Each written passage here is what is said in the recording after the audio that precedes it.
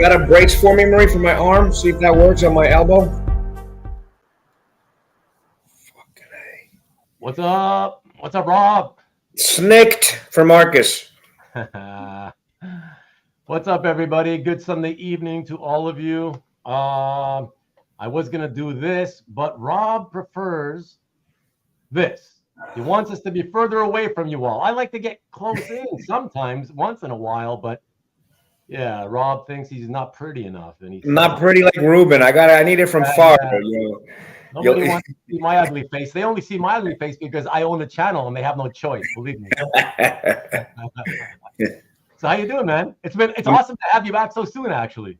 Awesome. I'm glad to be back, man. It was a lot of fun last time. It's now without boring James, we'll have more fun. Just kidding, James, if you're watching. Sorry, James. No, you were both awesome. I really had a good time on that show, so I'm glad you guys enjoyed it. You know. Yeah, very cool. Thanks, man. Yeah, no worries. Before we get into it, everybody, first of all, thank you to the few of you who subscribed this past week. No names this week. Your privacy settings did not allow me to see who you are, but thank you anyways, and I hope you step in and watch the show live sometime.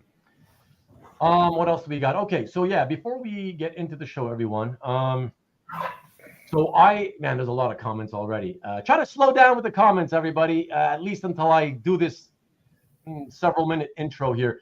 So some of you may or may not have heard about what's been going on in Maui. Most of you know that our friend Karl Amano lives in Maui. Anyways, for those of you who don't know, I want to play a 3-minute clip. If I may, I'm just going to share the screen here and to get you up to speed on this, because I'm not really sure, how much info you guys get on the mainland when it comes to things off the mainland. I know when things happened in Puerto Rico years ago, not much attention was given to it. So with Hawaii, I think it might be the same thing. I don't know. But anyways, just in case, I just want to play this, like 3 minutes, and then we'll be back. If you don't mind, please bear with me. So let me see here. So let me see. Okay, Chrome. There we go.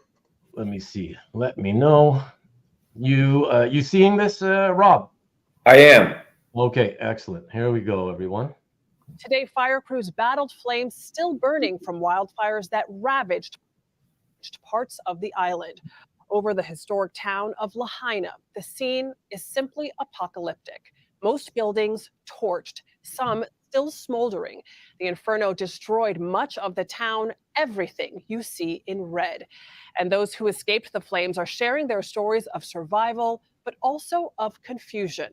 We have 2 reports tonight. CBS's Jonathan Vigliotti near Lahaina leads us off. Jonathan? Adriana, many are returning home today for the first time since this fire hit, and they will face absolute heartbreak. We've spent the past few days in town. We saw entire neighborhoods that were leveled, and of the homes that still stand, they overlook these fields of ash that search teams tonight are now combing through, looking for the missing. Anxiety and frustration as bumper-to-bumper traffic stretched miles on the reopened highway to Lahaina. Residents who were allowed through confronted devastation at the end of the road in what the governor calls the worst natural disaster in Hawaii's history. It's like we're the only things we have now.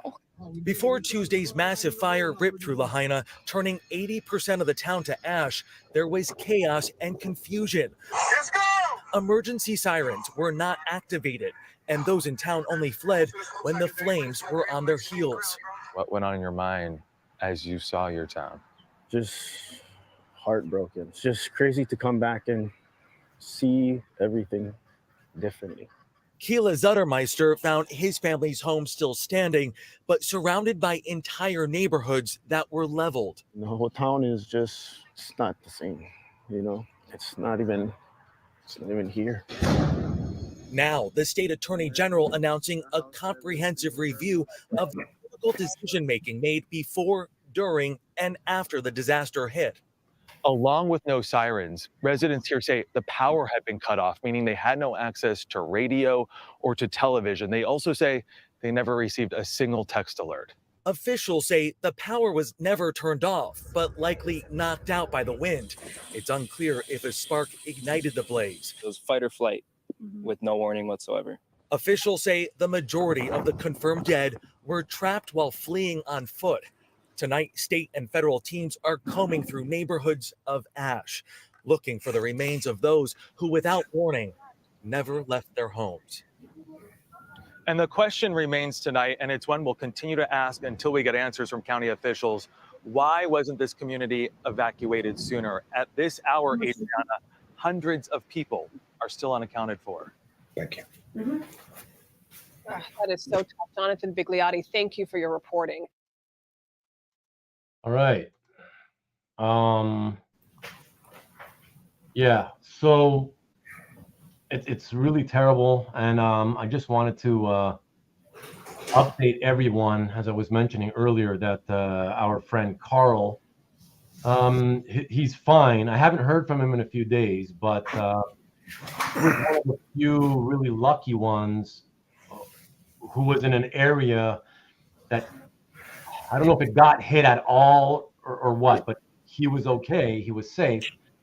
His girlfriend was told to evacuate her home, but was later the same day told she could go back. So I'm assuming she's fine. I think both of them are okay. But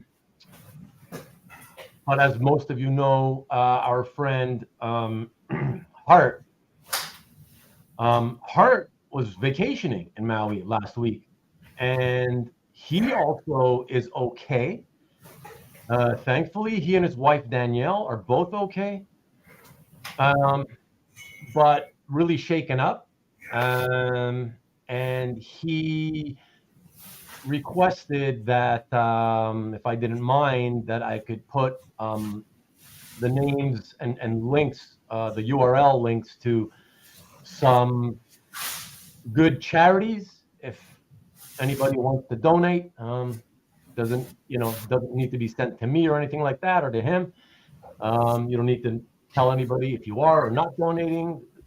No pressure. You know me. I don't typically like to do this, but for certain things, I'm more than happy to. And so I'm just going to put the links to some of these places, 4 of them, and why not? Here we go. So here's the first one. Okay, Maui Economic Opportunities. Hopefully that turns into a live link. Then the second one here, what is this? So this is the second one. It's called King's Cathedral, and that's the local church, I believe in Lahaina, the town that got eviscerated off the face of the earth. And by the way, that's a town that I believe has a history of like going back to the 1700s. Well, that's also very sad. So let me put that in here. And this one, by the way, here we go, King's Cathedral. King's Cathedral,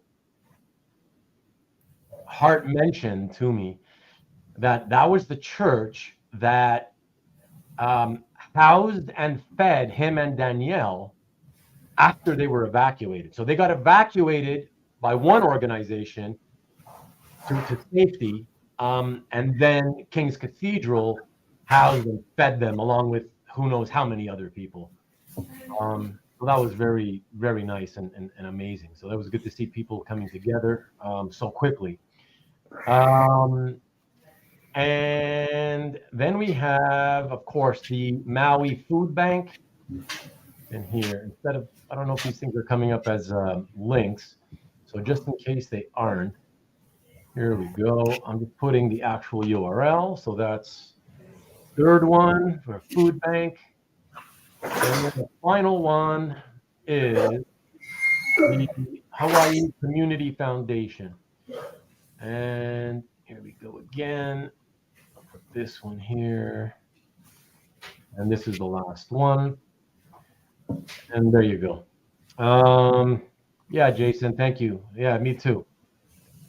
I actually had asked Hart, if he wanted to maybe come on with me and say a few words and ask for the donations, but you guys know Hart. He's as big a joker as anyone.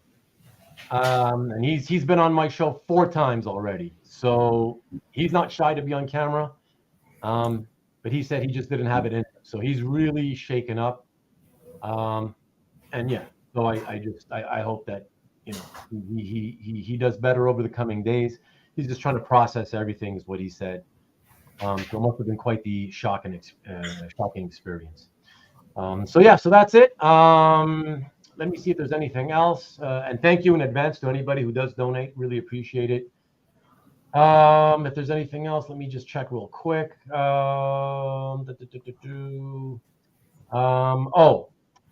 Yeah, sorry for the obviously starting the show on a downer. It's never a lot of fun. We'll jump over to a more happy. There we go. Wolvie Fan saying hello to all of you. Thanks, Rob. Here's to the homepage of Karen's pages.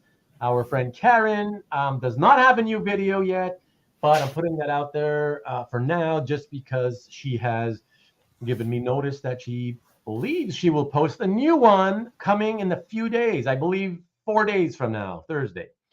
So if that's the case, then wonderful. Use the link to check it out if you're not already subscribed. And if you're not, how dare you? So there you go. Oh, you're very welcome, Comic Art Boston. So yeah, hopefully Karl's still okay, and hopefully he can pop in tonight if he's okay. But they don't have power there. The last I heard is the city didn't really have power, so I don't think we'll see him. But anyways, I'm sure he's probably fine. So yeah, so that's it. So from there, let's bring the mood back up, everyone. And again, Rob, great to see you. Thank you so much for being here again. And like I had told you last time, I usually like to wait a couple of months before I have the same guests on again, just because the viewers, I think, probably would, prefer to sort of see newer people before they see, the same person, whatever. But I was like, I want to have an opening. I really enjoyed my time with you and James. Don't worry, James, you too. I said, what the hell? Right. Yeah, man. So really, really, really happy. Scott, good to see you, by the way, Scott. Is Jordan in Maui? Because I don't think he's a Maui guy. No, he's not in Maui. Oh, that's what I didn't think so. Yeah. Okay. So yeah, he should be fine. Thank you, CJ. Really appreciate it. Yeah, please, everybody, hit the like if you're there watching. I would really appreciate it. You don't have to subscribe if you're not subscribed, but hit the like at least, please. Yeah, okay, Marcus. Yeah, confirming Jordan is on another island. So that's that. So I think, and I think our other friend who doesn't drop by here often enough, David the Ascani son himself, also in Hawaii, but I believe not a Maui guy. So I believe he should be okay too. Yeah, you're welcome, Karen. Thank you for being here, and of course, as always, for your participation. Of course. Yeah. So that's it. So Rob, yeah, man, I'm super stoked because you mentioned that you mentioned how long you've been around, and I mean you've been collecting longer than most of us, which is really, really cool. I love stories, and when you told me, especially after the show, that I'd love to go on to do an episode of Hangout, and I got plenty of stories I can tell. I was like, that's my jam, baby. Like that's my jam. So I would love to hear some stuff from you. But before we get into some stories, if it's cool with you, just to kind of make it official, since we didn't have the chance a couple of weeks ago. Would you be cool with giving us a little bit of a sort of background story, how you got into comics, when you got into comics, and how it led you to getting into artwork? Yeah, of course. I just for everyone, I got a real bad pinched nerve. So if you see me lifting my arm, it's not giving anybody the finger and none of that crap. And so I just apologize ahead of time because it's bothering the heck out of me. And Usually I'll be a lot more fun with my Guinnesses double fisted, but I'm on oxycodone and Lyrica, so I can't be drinking beers when I'm on that shit. But yeah, so I think like all of us, reading comic books started our path into comic art. When I was a kid, probably 15, 16, I would do a lot of the local shows in Jersey, that the little, I'm sure a lot of you guys remember the little hotel shows, and you'd go downstairs, kind of like, I don't know if they still have them now, but I would imagine a couple of the art shows they're doing a small little venue are similar, a little hotel, come out there and show your stuff. And I would just bring my few boxes and just, try and raise some money. So I had money to go to the movie or buy ice cream, whatever bullshit was going on back then. And, one thing led to another. When I moved to Miami, I brought my 7-8 Longboxes, and I started doing shows there, and my collection grew fast as hell. And I said, you know what?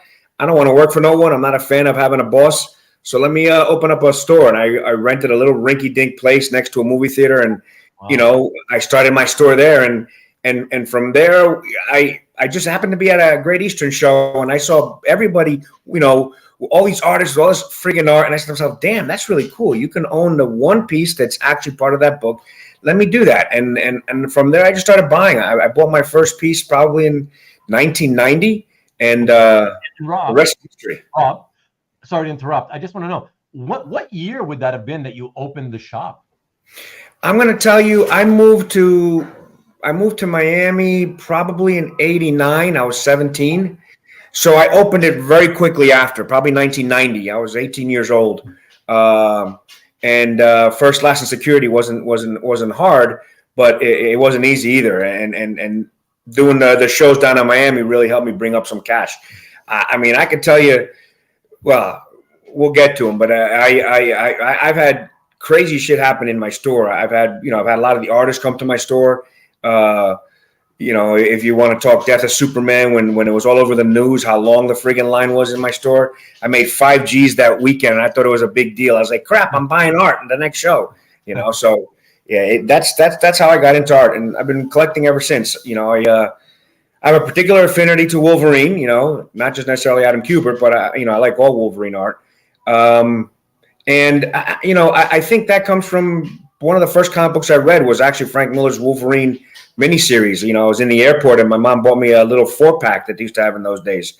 And freaking Kashra. Who's this Nina Hartley you keep bringing up, dude? and that's where I got my first, I think, my first look at Wolverine, with a Frank Miller miniseries, which was awesome. Oh, yeah. But you first started buying comics what year? Comics, not art. Comic books. I was going to my local comic book store probably when I was, my pop would take me 12 years old, 13 years old. I was, probably mid 80s. I was 80, I'm 12. I was 84, 85, so mid 80s.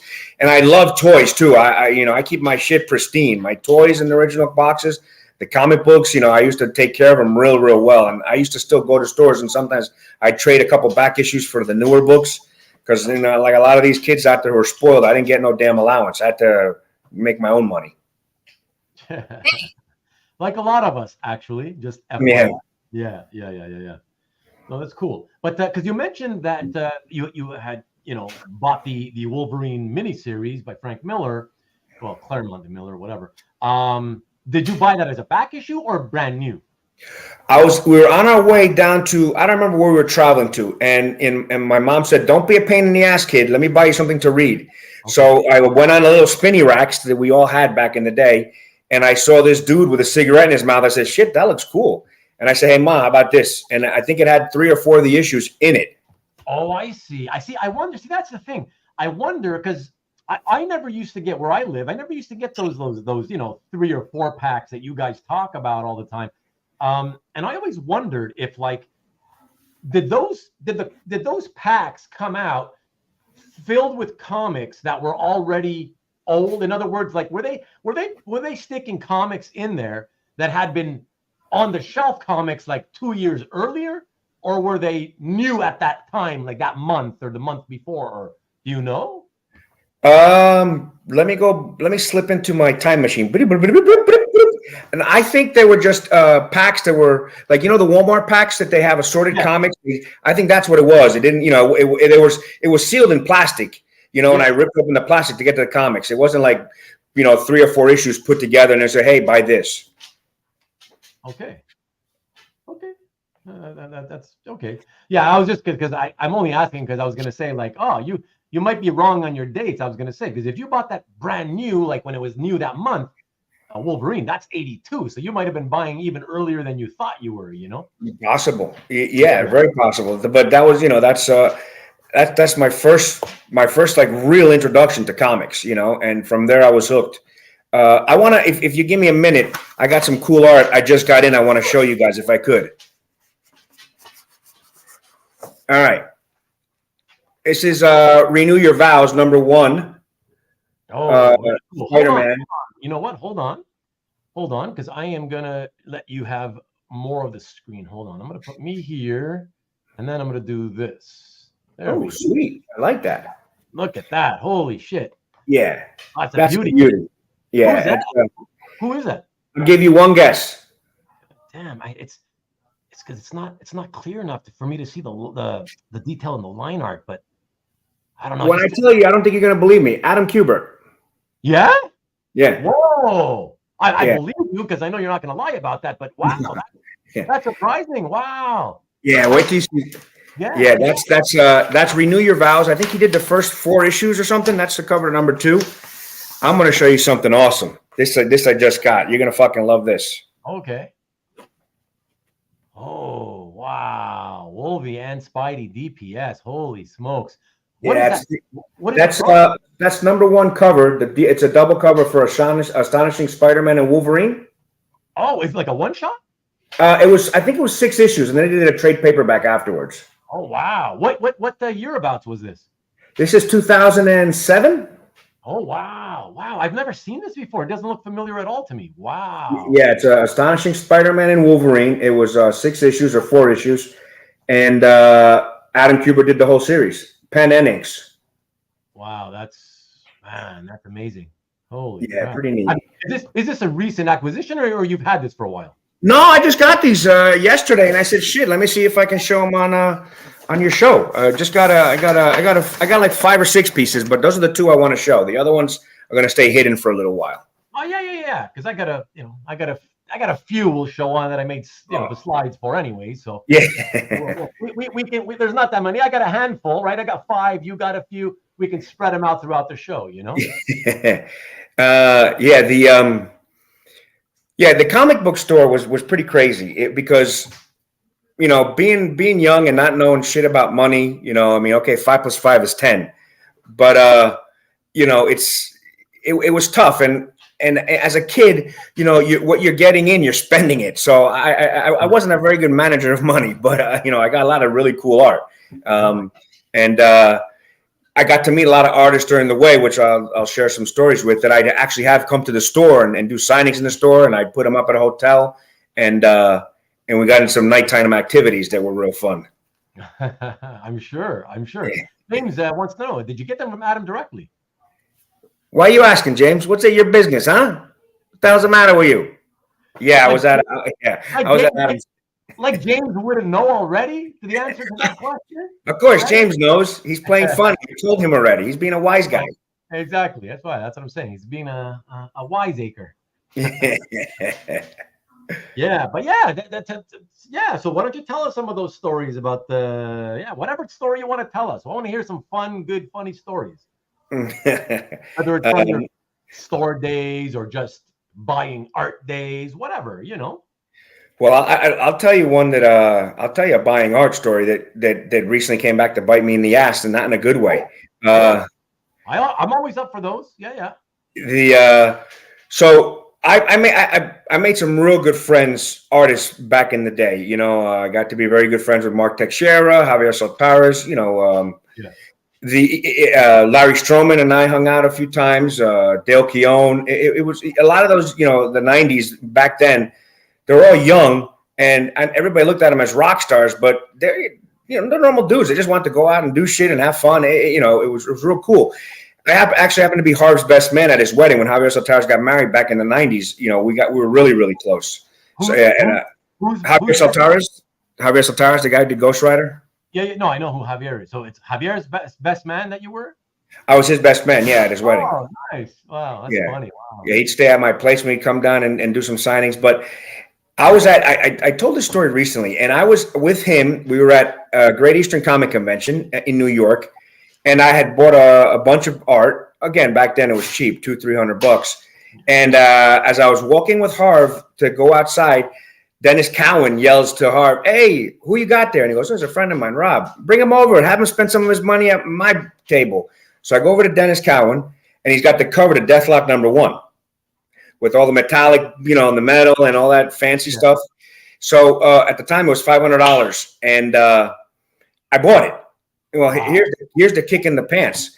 I would display a lot of my art in my store, and I displayed that right on one of my shelves, and it got stolen within a week. Oh, wow. Yeah, while you were there in the store? In my freaking store. One day, we were busy as hell. I was grabbing back issues. I have no idea. One day I saw it. The next minute I didn't see it.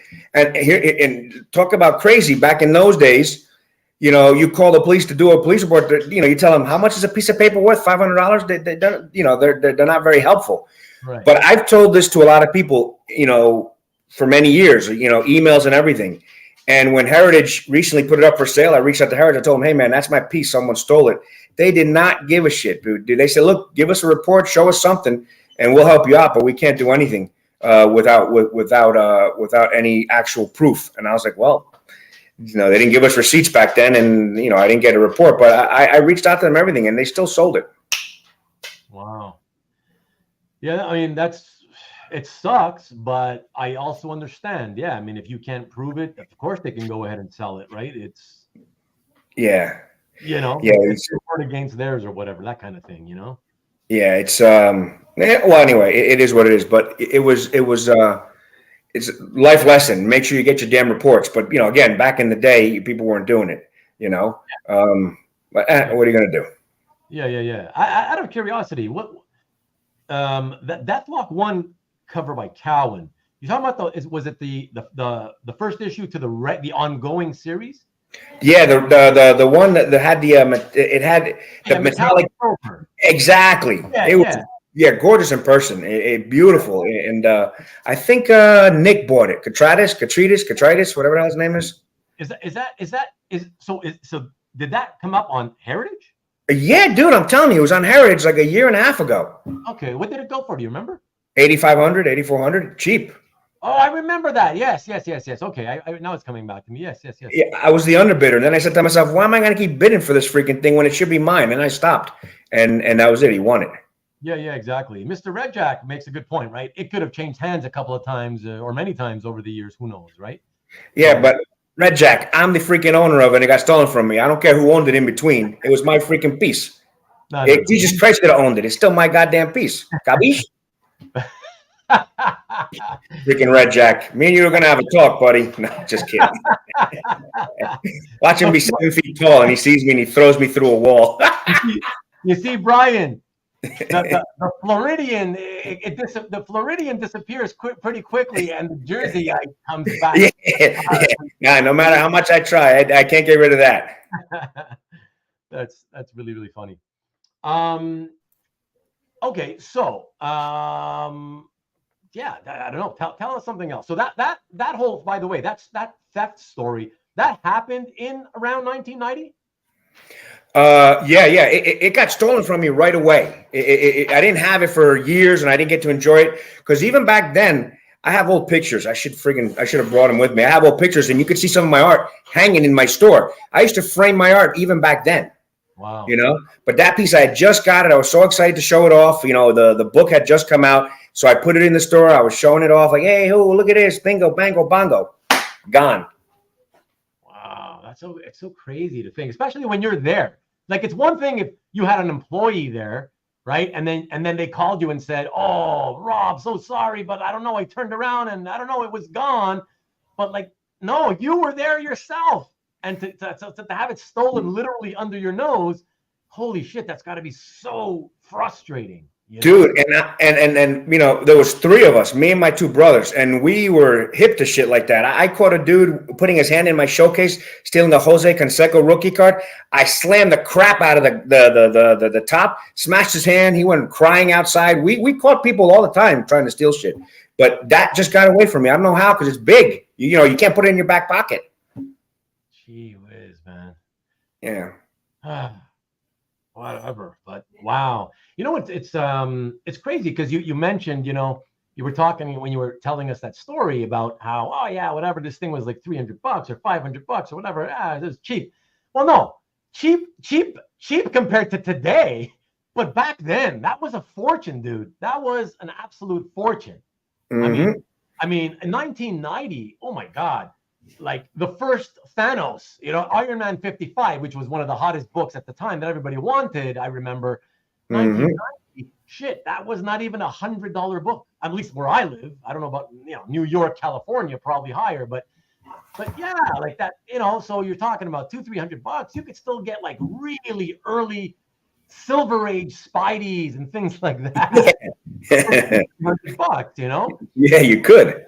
And that was kind of a big deal back then. Everybody was into comics and getting those early Marvels, and you know, so yeah, don't kid yourself. That's a lot of money for what at the time in a market that's not established. You know, the original art market. You're kind of buying it as a memento, thinking like, yeah, okay, these things are really cool, so I'll buy it. But like, it's not like the online world existed. It's not like you knew dozens of other collectors that, hey, maybe I could sell to that guy if I don't want it anymore, or trade with him. You kind of bought the art at conventions from the artists, and that was it. You were stuck with it, so to speak, because there was an established market, right? So you better hope that you loved it and you kind of hung on to it, you know? Yeah, so at those prices especially, but yeah, all that stuff that was hot back in like 1990, 91, 92, 93, holy stuff, you know, all those hot artists that, you know, the guys that went to Image, even some of those guys like Cowan who didn't. I mean, yeah, to be getting $200-300 for covers and stuff, that was big time money back then. So yeah, $500. Yeah, it was $500. I remember I sold a piece to Albert Moy, and I couldn't believe it. Oh, back then? Yeah, back then. So let me tell you, of all the guys that are out now, he's an OG. He was the first one. I mean, Mitch was out there also, and you know, there were, you know, some of the old timers that did a lot of illustration art, but comic art. Well, yeah, I guess Mitch was still doing comic art, but you know, of the current guys now that are a little bit stronger in the industry, Moy is the OG. There was none of the other dudes out there. It was just him. And you know, I don't know him now, but back then he was super cool. I'm not saying that he's not. I'm not saying that he isn't now, but back then, you know, whenever we did a deal, I'd go meet him Midtown. You know, we switched money and art. You know, I remember Bisley was so hot back in the 90s. I had this Slain piece. It was a goddamn commission, dude. And I was talking to him about it, and he wanted to see it. I showed it to him. He gave me $1,200 for it. I said, for a commission? It blew my mind. And, you know, back then, that was a hell of a lot of money. Yeah, for sure. You know, but, you know, it's not so shocking given the time period and the fact that, like you said, Biz was one of the biggest guys at the time, you know? Yeah, he was huge. So not too surprising. Really quick, Skreeonk, I guess that's how you pronounce it. Skreeonk, bro. Hello from Las Vegas. Another Las Vegas. Hey, dude. So new to the channel and a new subscriber. I really appreciate it. So thank you very much. I hope you're still here and don't think that I skipped over you on purpose. I know that you left this comment like 30 some odd, half an hour ago or something. I did it on purpose. I wanted to get you later. But thank you. If you're still watching, I hope you are. There are a handful of Vegas collectors, the Las Vegas based. Well, they're not all from Vegas, actually. Some guys come from California, some from Arizona. Anyways, they get together every now and then in Las Vegas. And some of them hang out here some of the time. I don't see any of them tonight as of yet. But yeah, so you may want to find out about them and get together with them. It's fun to hang out with other collectors. Thanks for subscribing. Happy to have you, man. Appreciate it. Yeah, Skreeonk. Bring your brothers Breonk, Reonk, and Dreonk. Hey, I was just scrolling through some of these comments. Wingo over here is telling me to stay out of Spidey Land. Dude, I don't got the wallet you got. I can't buy the shit you do. Don't worry, man. I'm not going that direction. Rick wants us to know that he used to have an autographed 86 Donruss Canseco rookie card. Well, I want you to know I still have a practice worn, or pregame practice worn, signed Canseco Oakland A's cap. What can I get for that shit? Because honestly, it's been collecting dust for years. What do you think? Would anybody buy that for me? Like, does anybody want that shit? Like, I don't know. That guy's head was humongous, so I can't even wear it if I wanted to wear it. So whatever. You know who knows the comic, the card market real well? Your boy James. He knows his card pricing. He's the guy to reach out to. James Siegel? Yeah, don't let him fool you. He's got a killer collection hidden. James Siegel still follows the card market, though? Yes. Wow. Okay. He mentioned it. He mentioned that he had cards. I didn't think he would still be following it currently, So, okay. But Skreeonk, here's one of the fellow, howdy, by the way, Jeff. Good to see you. Here's one of the fellow Las Vegasites, or whatever you call yourselves in Vegas. So yeah, you should reach out to Jeff, or Jeff, maybe since you're a vet, reach out to Skreeonk, whose name I just posted up a couple of minutes ago. He's a brand new subscriber, and he's in Vegas, so might be a new guy to join up with you guys on your collector meetings. What's up? Next week's guest, Dan Evan, Guinness Afraid of the Dark. Guinness, because that's all I drink. And, dude, trust me, I want to hit like 4 or 5 of them now, but I got a couple oxycodone taking care of my back. I will pass out here, or I may tell stories that I shouldn't be telling, that I was sworn to secrecy to, so I can't be hitting those yet. And, Comic Card Boston says, it sucks, Rob, but you've done so very well since, which is very, very true. So, we can't... Oh, there you go. You contacted him. Okay. Or reached out in a sense. Hopefully Skreeonk's still here and didn't leave because it took me half an hour to highlight his comment. If it goes Skreeonk, I'm sorry. I guess after the show, if I check my subscribers and see that they've gone down by 1, I guess I'll know who that was. Aranga, by the way, what's up, dude? $12. What's $12? He'll take what off? Oh, for my Canseco cap or for Rick's Canseco rookie card? Because it cost me $100, so I don't know that I'd want to let it go for like that low, Aranga, Aranga's half Cuban. You know that, right? Half Cuban, half Sri Lankan. I know he told me Sri Lankan. He never told me anything about the Cuban blood. Half. I think you're a big liar. That's what I think, Rob. Look at that. The California kid himself, Marcus, is letting me know I can trade my Canseco cap for a used jockstrap. Listen, Marcus, if the used jockstrap is from Canseco, it might be a fair trade. So I don't know if anybody's got that. I don't know. Maybe we can talk. Look at that. I don't know shit about cards, says James. So I don't know who's the liar now, but one of you for sure. I'm looking for my text and how he goes on and on about all these new rookies that he's buying, but I don't have them. I don't have it in front of me. I want to take time away. But don't worry, I'll privately send you a couple emails, Ruben, with him pandering on about these baseball players. I appreciate it. Oh, look at that. Skreeonk is still there. What's up? I'm here. We're on the phone. No worries, man. Thank you. Take a look at Jeff Wedding. He's the main guy in Vegas who puts together art collector gatherings, and they're always a lot of fun. I haven't been to that one. I go to my own here in Canada, in the Toronto area. But yeah, man, you should hook up because I think you'd have a good time. And those dudes, there's not many of them, but there's a handful of dudes, and they're all such good dudes. So I think you'd like it, man. So I'd reach out. Okay, so is Aranga the liar now? I don't know who's telling the truth and who's lying now. I don't know what's happening. Oh, Aranga, you are slick. I don't know who's who. Listen, I'm an expert on game. Okay, so he's definitely a liar. He's definitely not Cuban. Less than the Sosa McGuire needles. Nice. You've got an incredible collection. I'm sure you do. Very cool. You're very welcome. Very, very welcome, Skreeonk. Okay, yeah. Tell us some more stories. We want stories. By the way, actually, Rob, let me just ask because I'm curious. Oh, so hold on. Let me quick. Somebody's Black Viper of Dorn. I'm just showing up now. Is Ruben's mic quieter than Rob's for anyone else? Damn, come on. Again? It's literally right in front of me this time. Yeah, like, hold on. Let me see. It's funny because James just texted me that he said I was sounding way too loud. And then he said jokingly, that's how you usually are. But maybe there is a mic thing. I mean, I got my mute button. Let me check settings. Give me a second, everybody, please. Audio. Okay, audio. My mic. Hello. It seems to be working.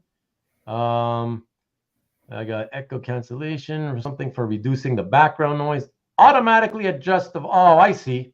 Somehow it. Okay. How's this? Because I just jacked it up from halfway to full all the way. So. Oh, well, thanks, Karen. But how is it now? Can you hear me now? How is it now, everybody? Somebody tell me. You sound the same to me. Yeah, I mean, I can't tell. Yeah, see, Jason's also saying that there's a difference. Thanks, Karen. Yeah, baby. Yes, we're on maximum. All right. Maximum Overdrive, Stephen King, crap movie. All right. Better. Thanks, Scott. Thank you. There we go. Another better, and yes, and another better. Thank you all. I appreciate it. Thank you. Okay, so what I was going to ask, Rob, being that, you'd been buying artwork, what sounds the same? Hey, Mickey, by the way. Worse? Okay, now he's a mother. Here's a liar. I told you, he's full of shit. Yeah, he's a little shit disturber now. Okay. All right. So I'm on to you, Aranga. All right. So yeah, I just wanted to know, since you've been around buying artwork since like 1990 was it, you said? 89, 90? I mean, I'm not a betting man, but I would probably say my first piece it's messed up because I first started buying illustration art. What kind? The studio guys. I love Barry Smith. I have one of my next time, if I'm ever on the show again, I'll do it from another room, and I have a bunch of studio art. I got Bernie Wrightson, Kaluta, all stuff from the 70s when they were doing the studio. I have Jeff Jones. How many pieces do you have from that? Would you say? Okay, I have like ish. Okay, ballpark. It doesn't mean exactly. I have about 11. Wow, that's good enough for like a half show and tell. I would be thrilled to do like a show and tell with you for that, like at some point, and just make it focused on the studio, show and tell of the studio. I love the studio guys. I mean, some of my closer friends in the hobby know because I talk about them all the time. But a lot of people don't know because they just they know Wolvie Fan and the comic art behind me. But I love the studio guys. I've had some great stuff. I shouldn't have sold it. I had a gorgeous Frankenstein plate. With him on it, with Frankenstein's monster. And you sold that one? I did. And let me tell you, I don't care what people have to say about anybody. I'm a big believer that everyone out there, you can think of a great story about them, and I'm sure you can find a bad story. For me, Berkey hooked me up big time to sell my Frankenstein's plate. He got me a great deal. He didn't, the guy sent me the check direct and had his commission in it, and he only made a couple $1,000s on it, and I sold the piece for like $60,000. I tell you, Mike treated me. I don't know him well enough, but he treated me perfect. It was great doing business with him for that one piece. Right. Yeah. I like that. It's a middleman situation, and that's what you typically do with middlemen when you're a dealer on a big piece. You make a couple of grand on it, whatever, and it's a quick turnover. So stuff like that shouldn't be anything less than easy and smooth and pleasurable for both parties. So I'm glad it worked out for you. So and Jason is asking if you're cool if I cut in to answer. Yeah, I'm getting to it. Yeah, I was going to get to it. I do. I like books, but I don't have a huge collection of books like I used to. I used to have probably 10 long boxes, 30 of them, 30 CGCs in a long box. I probably had like 300 good quality CGC graded books that were, of significance. I'm down to maybe 2 long boxes now, and no Spider-Man ones, no Amazing Fantasy 15 ones, but I have a lot of first appearances. I have a gorgeous 9.2 First appearance of Hercules. What the hell was it? What was Thor's series early? Huh? Tales to Astonish? No. What was it? Oh, the Thor Journey into Mystery. Yeah, Journey into Mystery Annual 1. I have that. I have Sinister Six first appearance. I got a lot of cool keys like that, but nothing monstrous like a Spider-Man 1 or anything like that. Not anymore. Oh, okay. And you said, did I hear you say correctly? You said you only have about a couple of boxes left? Yeah, if the long boxes can hold about 30 CGC slabs. Right. You know, one of you guys probably know better than me. And I used to have probably 10. I'm down to 2.5, so I probably have 70 books. Like you can fit 30 slabs in a long box, a comic book long box. Okay. Wow. So only in a long box. So in like a regular long box? Yeah, the long box that you can hold 300 regular comics. Yeah. I fit about 30. Only 30. Wow. So those short boxes only hold like what, 15 or 12 or to 15 CGC books? Maybe so. Oh, that's interesting. Okay. I would have thought closer to 50, but then again, I've only ever had maybe a handful of CGC books. So I never needed a box for them, you know? Let me tell you, now that we're on CGC, I got a good story for you. Okay, hold on a second. Yes. Before you start it, just real quick, Karen wants me to have you back for another show and tell. And she posted that right after we talked about the studio. So in all seriousness, I would love to do that if you would love to do that. I love talking, and if I can come back with Guinness in hand, I'll be a lot more fun. Oh, yeah. No worries, man. You got to get off those meds, though, if you want to have your Guinness. Yeah, you're telling me I got to. I'm dying. I got a great freaking story. So I wish I remembered his name because I would say it. It's nothing, it's nothing. One of the main guys at CGC back in the day, in 2002 maybe. His name is, could it be Mark something? Mark Haspel? Yeah, him. Oh, thank you, dude. Yes. Yeah. So, I tell the story, and if he were watching, nothing to hide. This Mark Haspel was one of my customers back in the day at my store. And my brother hated the kid because he would take a stack of books and go through all the spines until he picked one book. And he'd be like, okay, I'll just take this one. And my brother was a mean, nasty dude. And he'd be like, dude, why'd he come and go through all our books to pick one?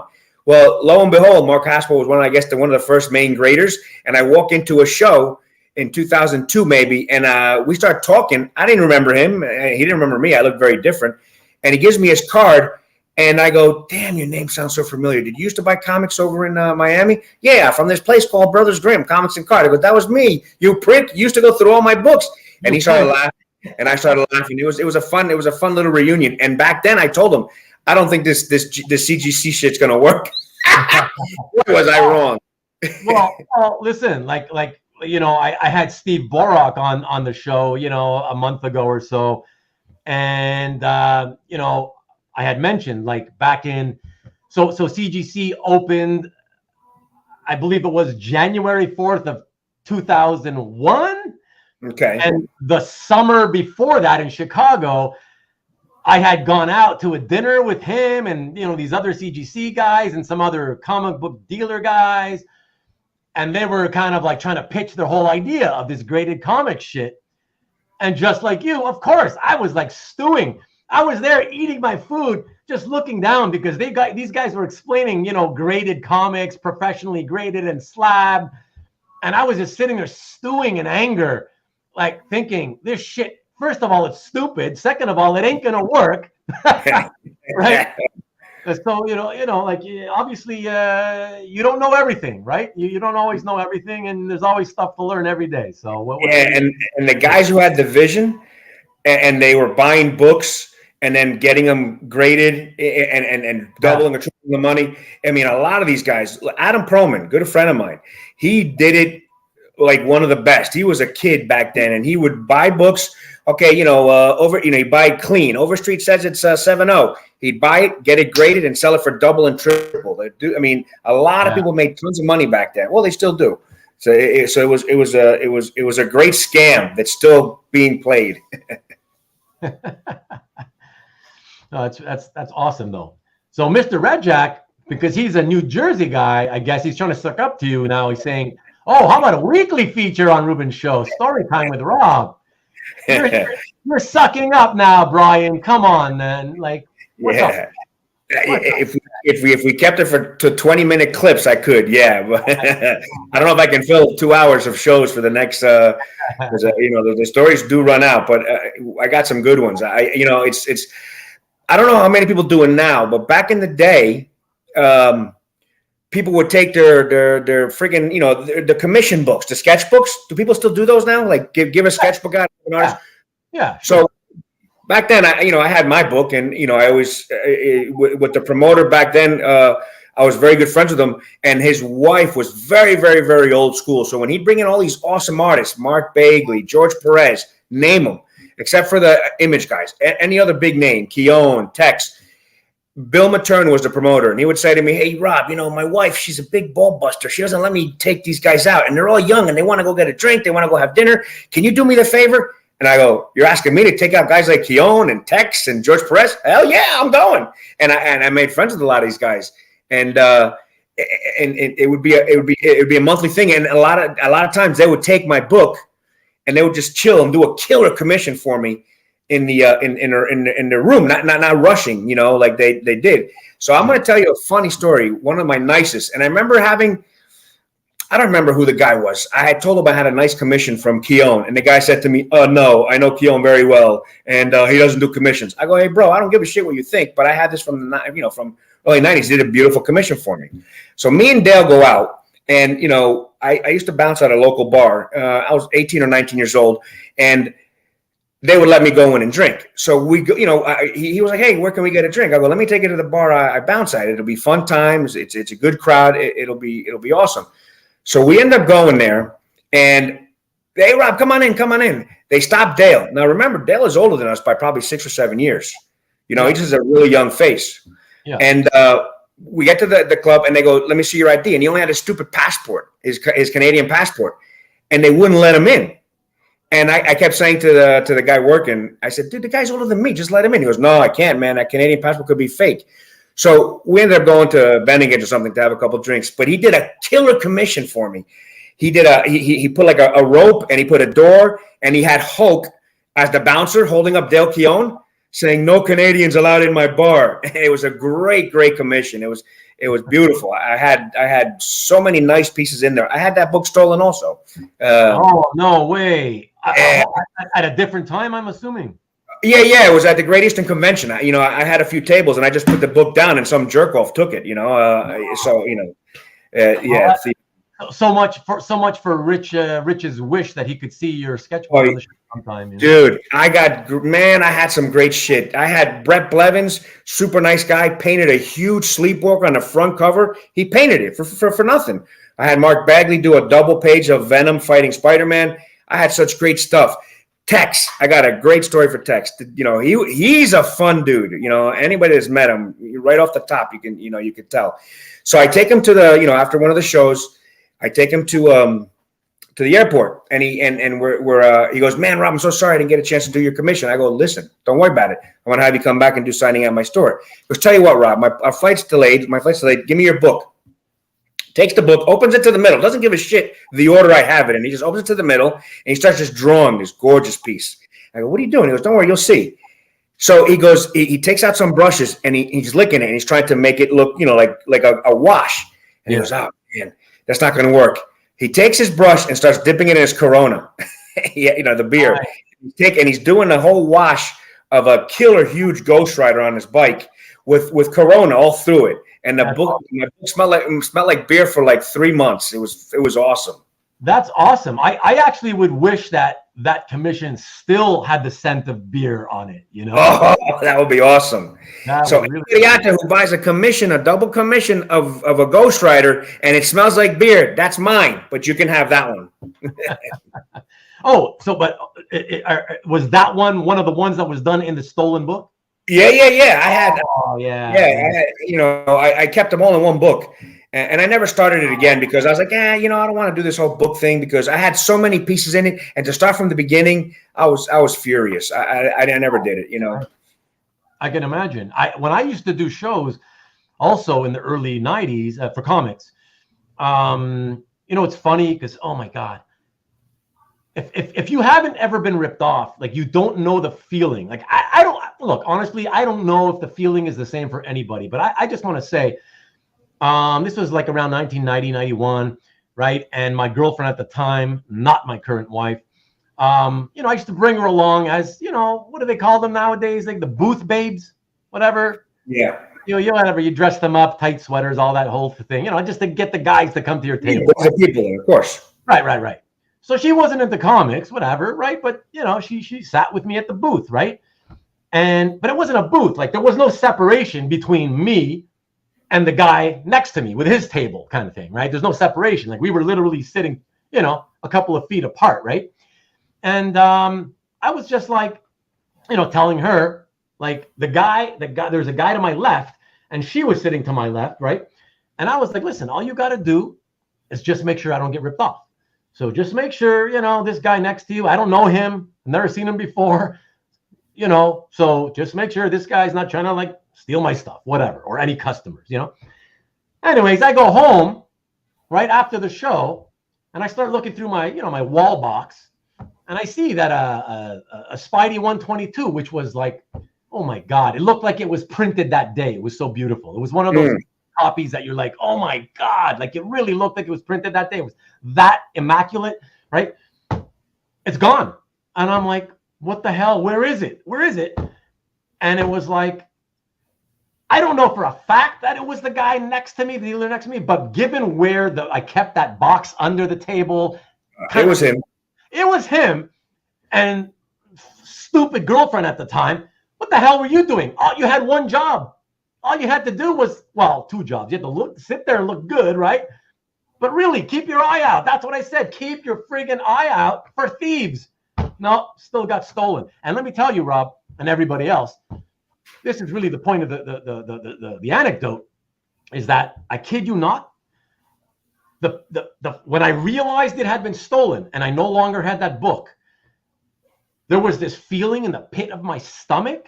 Oh, yeah. Like this heavy rock in my stomach. And I swear to God, everyone, it didn't go away for a year. Oh, not a week or a month, a year.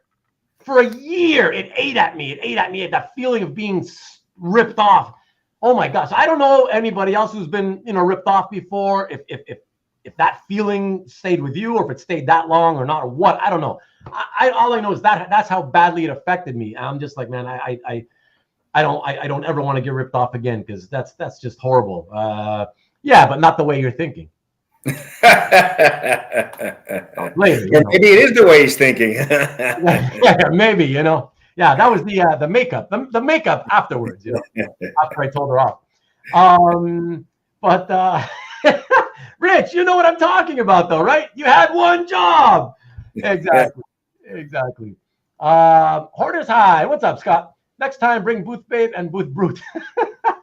Well, there's no point in having the Brute if the Booth Babe doesn't catch the thief, right? So, yeah, man, I don't know, man. I don't know. Ruben, your Booth Babe set you up. Nah, she didn't know nobody, man. She was part of this. I just had my sketchbook kept overnight by one of the artists at Terrificon. That was a couple of weeks back, and I sweated it out until I got it back. 15 years of art in that book. Rich, man. That's crazy shit. That's crazy shit. I get you. I get you, because I know that's what you hardcore commission guys with the sketchbooks do. God, I just could never do that. I could never trust an artist to not lose my book, or, you know, do something stupid with it. So, and 15 years, that's amazing. I envy people that have sketches for that long, because, like I said, mine would have 30 years of sketches. It's you know, that's super cool, Rich. Super cool. Thanks, Karen. Vivian, I imagine you're laughing because I probably never told you that story. Sorry, hon. I hear her laughing in the background in the other room. I guess I didn't tell you that story. Oh, well, now you heard it. Yeah, that was like 8 years before we met. So, yeah, she was just the middleman. Yeah. So, it burns for sure when folks steal. Yeah. But I mean, was it that bad? Like a year, man, a year with that thing in my stomach. Like, Oh God, it was bad. I love how the wife laughs at Ruben's pain. That's true love. Yeah, exactly. Thanks, Mr. Red Jack. You see what I got to put up with? There she's laughing again. You're awesome, Vivian. Oh, that's awesome. I won't leave a sketchbook ever. I use binder books now. Just too scary. Yeah, good idea. Great idea, actually. #1 Marvel fan. Yes, exactly. Yeah, those old sketchbooks. Yeah, no, man, you got to give your entire collection away, you know, and you got to risk it every time you leave it with somebody. So after that day, Ruben never went to use the bathroom again at a convention. Exactly. No, that's the thing, Marcus. I never left. I also was there, except I was on the right end of the table talking to people kind of on that side of the table. She was watching the left end, you know? Anyways, whatever. Now it was 32 years ago, whatever, it's over. I wouldn't trust most artists to remember their own name, let alone who they got a book from, for good reason, Scott.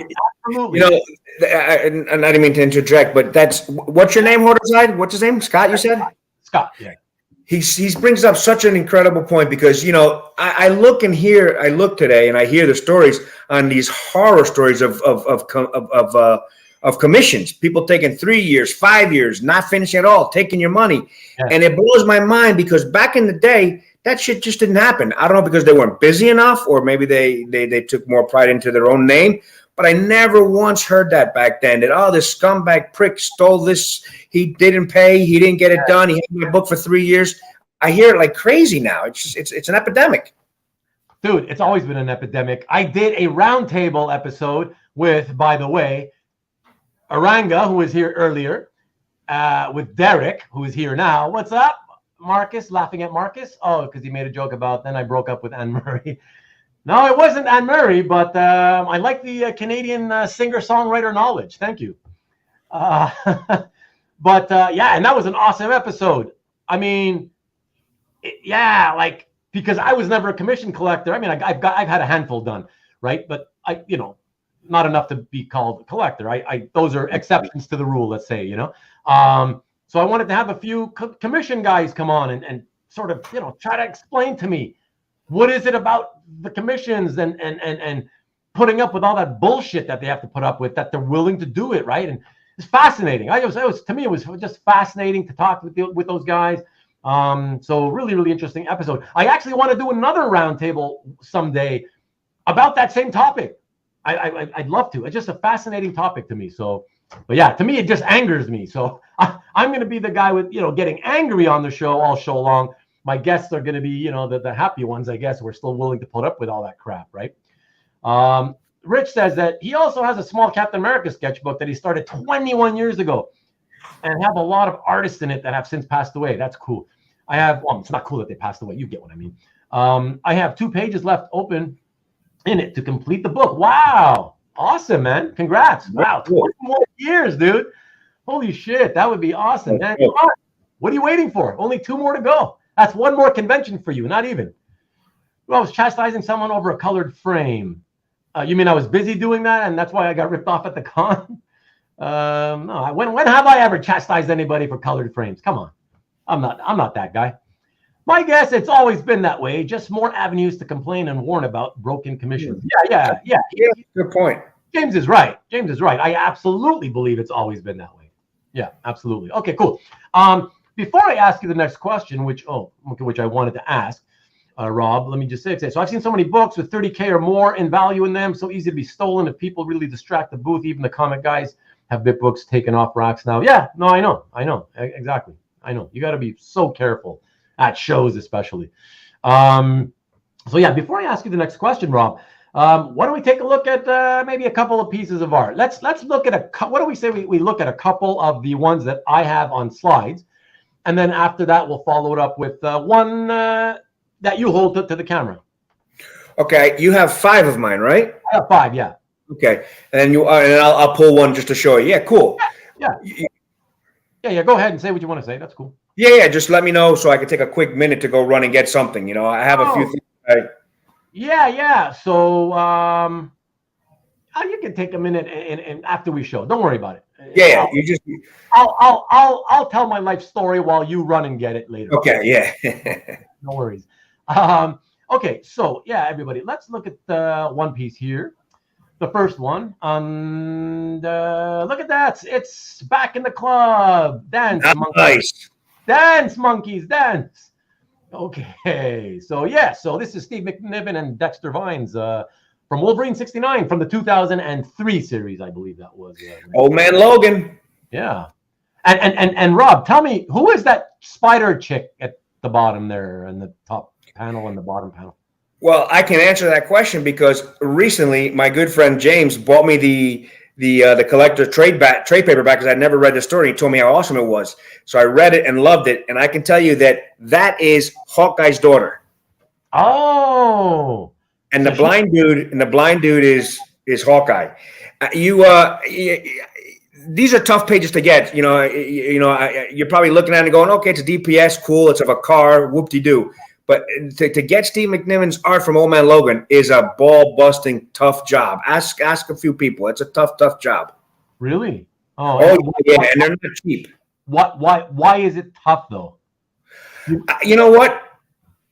Your buddy James could tell you better because I know that they're very coveted and nobody sells them. And when somebody does put one up, a talking head page will sell for $5,000 or $6,000. It's ridiculous. Oh, really? Wow. Yeah, I don't know enough of it. I just bought it because it came up to me, and I was like, "Shit!" It's a nice double-page splash. People have told me, how coveted his art is. So I said, "Let me buy it." So I did. Wow. Okay. No story with this one, unfortunately. No what? No story with this one, unfortunately. Oh, okay. Yeah. No worries. Listen, yeah. I don't read comics, dude. And James bought me this and sent it to me in real kind gesture. I'm telling you, it's worth it to read this freaking this little 4 or 6 story arc. Ruben, I mean, it was amazing. It blew my mind. And again, I don't read comics. I haven't read a comic in probably 25 years.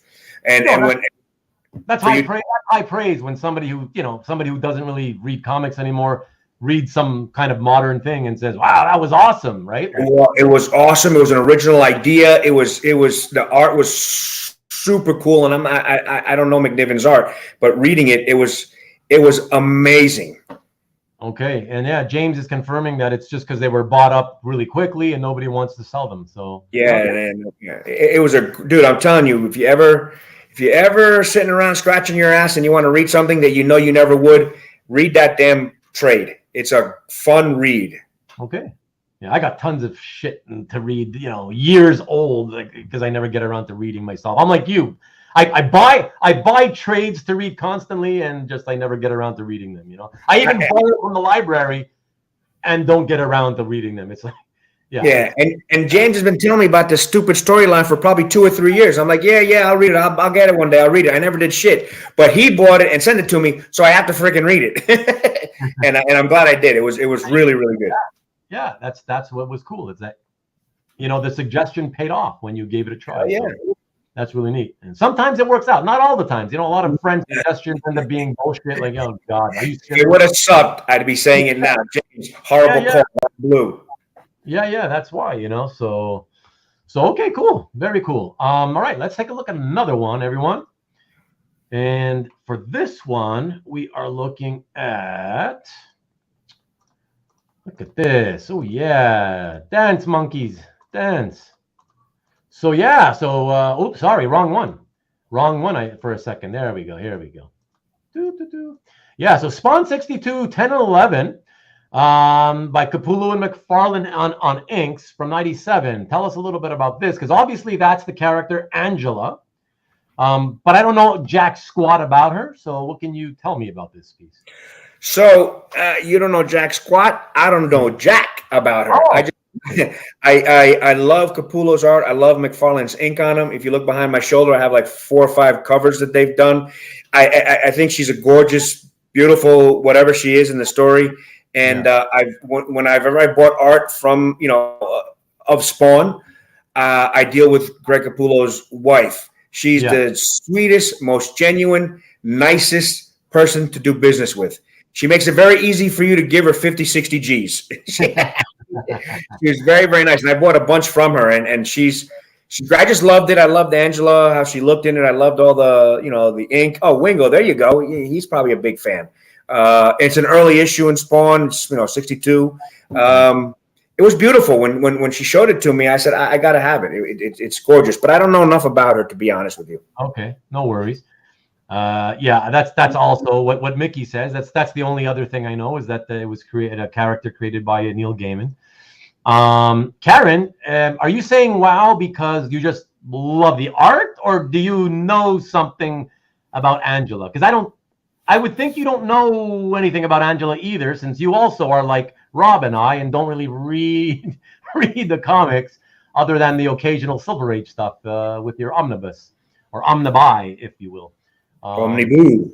Yeah, whatever the proper word is, No, I'm kidding. I don't know. Yeah, and yeah, Mickey, that too. Of course, the lawsuit. Yeah, everybody kind of heard about that.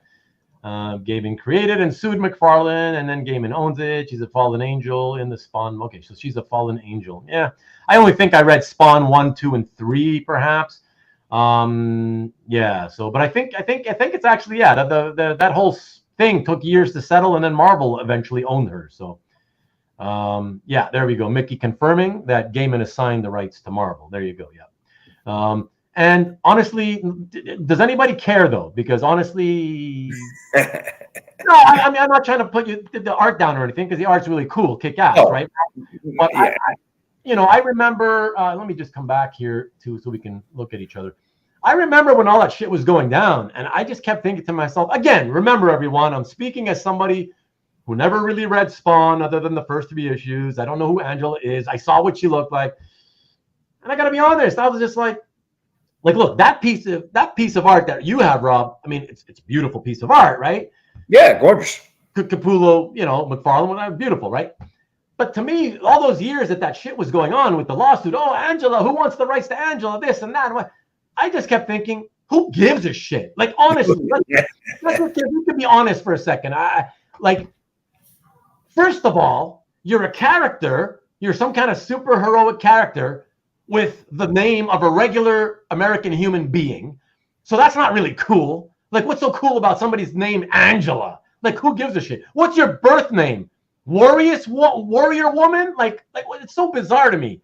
That's the name they came up with, Angela? Wow, so inventive. And then I'm thinking, well, it's kind of a cool costume, but you kind of look like a chick that I would see in the background of like a Conan or Red Sonja comic, right? Mm. I don't know. It doesn't seem like a character that would be like, wow, everybody's going to bang the drum to please publish the regular series on her. Please. She needs her own solo series or whatever. I don't know. And they just for years kept going at it in court, spending probably millions. I don't know, to see who can get the rights to Angela. I'm just like, really? Like, who cares? I don't know. It just seems weird to me, but maybe some comments have come in and somebody will tell us that if you read Spawn, maybe she's awesome. I mean, that would be, Angela was the only character I cared about in the Spawn universe. Wow. Okay. See that? No, really? I've heard that from a lot of people that, Angela was the character they gave a shit about. So it's funny that, on your rant that, you're right. Who the hell is she? But just like Mickey said, a lot of people have said to me, she's the character that was one of the better ones in the series. But, like you said, who the hell knows who the hell she is? Yeah. Thank you for clearing that up, Karen. Thanks. Wow, for the art too. Okay. Yeah. And it's a beautiful DPS for sure. It is. But yeah, what Mickey says, like, that's awesome. That's why I don't mind going on rants sometimes, because I know, right? It's a huge hobby. So we all have our own different opinions and views on how we see things. And so when something shocks me, like in a negative way, it makes me think, like, who cares about that crap? I know there's going to be people who think it's awesome. So I'd like to hear from them and have them tell me why. So Mickey, if you could briefly, in a sentence or two, I don't know if it's possible in the chat, I know it's difficult, why you thought she was the only character that you cared about? I mean, because she looked cool? I mean, other than looking cool, I don't know. She looks like a warrior woman, so I just don't see anything special about her. But anyways, I'm glad you spoke up, though. That's interesting. That makes it really interesting to me now. Premiered in Spawn 7. Okay, that's really early. Wow. Canadian Rage. Spawn 9, Karen says. Whoa, who has the bigger brain on the comics knowledge here? I'm waiting for Marcus to come in and confirm one of these as truth. CJ says 7. Karen says 9. Which Marcus left. He's busy leaving comments. there he is. Oh, CJ himself now, who said Spawn 7, says yes, Karen. Yes, okay, so it's 9. Yeah, Karen, what's up? She smoked you, CJ. Smoked you on that knowledge, even though you've been around for way longer. Okay. Scott says that the lawsuit was significant because it showed that the writer owned the IP, not the artist. Interesting. Also, that McFarlane was loosey-goosey with his contracts in the early Image days. Not surprising. I'm sure that's fixed now. Yeah. Thanks, Scott. Appreciate that. It's a good point to make. Absolutely. I think the real lawsuit was for Miracle Man. Well, that was another one. But Angela, that was a big deal for a while, believe me. That's why I thought it was shocking. I mean, listen, she may be cool, right? She may be cool. She may be awesome to read. I don't know. I don't care personally, whatever. I'm never going to read her, whatever. But I just want to say, if you look at it from a financial standpoint, I think what I was thinking at the time was that, like she has no monetary value. There's no way this character is ever going to be able to carry a profitable solo book monthly for very long anyways. So that's why I was like, I just couldn't understand why spend all that money in court with lawyers. It just, to me, it was just not a character that had a lot of, publishing value, but whatever. Maybe they thought she did, dude. Huh? Maybe they thought she did. Maybe they thought she did. Yeah, I don't know. Yeah, maybe because she was really popular at the time that she was coming out in the Spawn books, and I wasn't collecting in those days, so I didn't see that, right? So maybe that's why. Yeah. She needs to be in the MCU, really? I don't know. Everybody's in the MCU. Who cares? Like, really? Throw in there.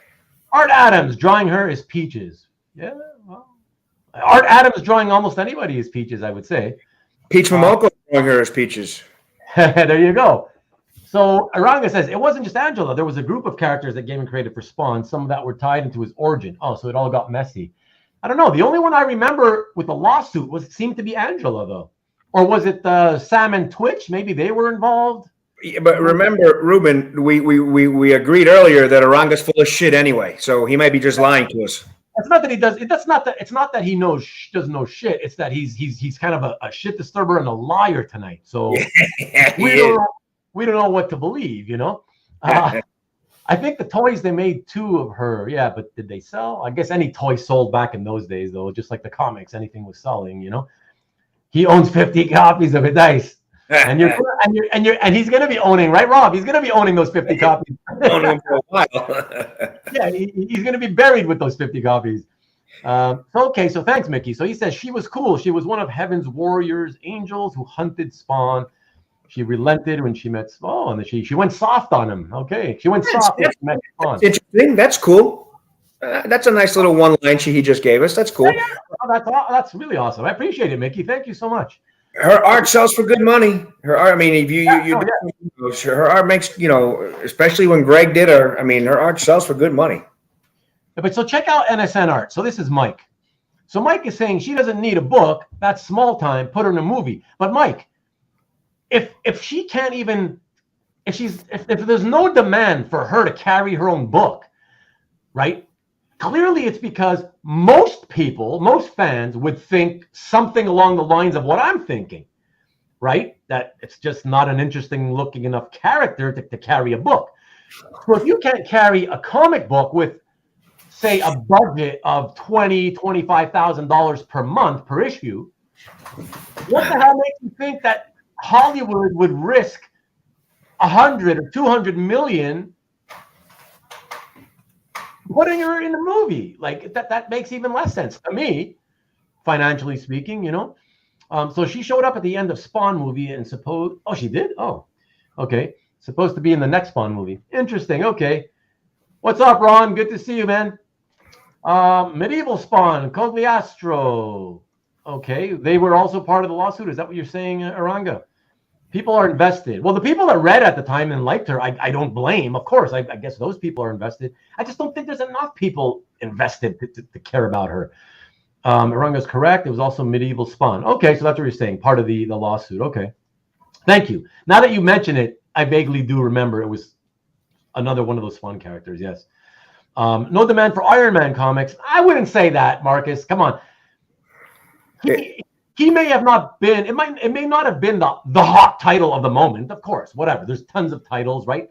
Most titles are not hot at any given moment. But he was around since the early 60s. Come on.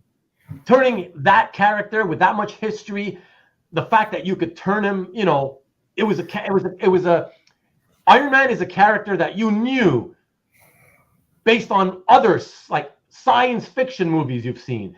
Iron Man was a kind of a no-brainer where you knew that with today's technology, and I mean, 2007 or whatever year it was technology, you knew, I knew that Iron Man would be a no-brainer. It would be like something that he would look good. I knew the technology would make the suit look good. And that's what it all comes down to. The fans want to see the costume looking good, not stupid and $50 worth of Halloween costume looking like Green Goblin did for, 3-4 movies? Idiotic, right? But I knew Iron Man was going to look good, and it did. That's not, to me, that wasn't a gamble. Maybe we can ask the chat room. Aranga just texted me and said that Medieval Spawn was actually King Arthur inside the Medieval Spawn. Is that true, people? Mickey, is that true, or is Aranga just pulling my leg again? Yeah, Mickey, let us know, because we don't know. At this point, we don't know what to believe from Aranga. Aranga. Freaking Aranga. Derek says that then they made her Thor's sister. Who? Oh, no. Angela? He's full of crap. He's pulling our leg. And a member of the Guardians of the Galaxy. But I often think that Derek's making a joke and he's actually being serious. So I think Derek is I have to go with him being serious. Mickey, can you confirm that Angela is now Thor's sister? I mean, she's got the long hair and everything. She kind of fits the whole, Norse. She does. Look, big giant spear, badass looking. She got a TV show and now a movie. Who did? Angela didn't get a TV. What are you talking about? No, friggin' Marvel fan, you're lying. You're pulling an Aranga on us. Is everybody lying to us now? We bring out the worst of these people. What the hell's going on over here? Hey, man. Moviegoers are different. Yeah, I know, but I just don't feel it. I don't feel it. I mean, not Solo, Mike. Not Solo. If you're talking about throwing her in the next Avengers movie, yeah, so be it. Whatever. It's just an extra character out of the other 13 that are already running around, So, whatever.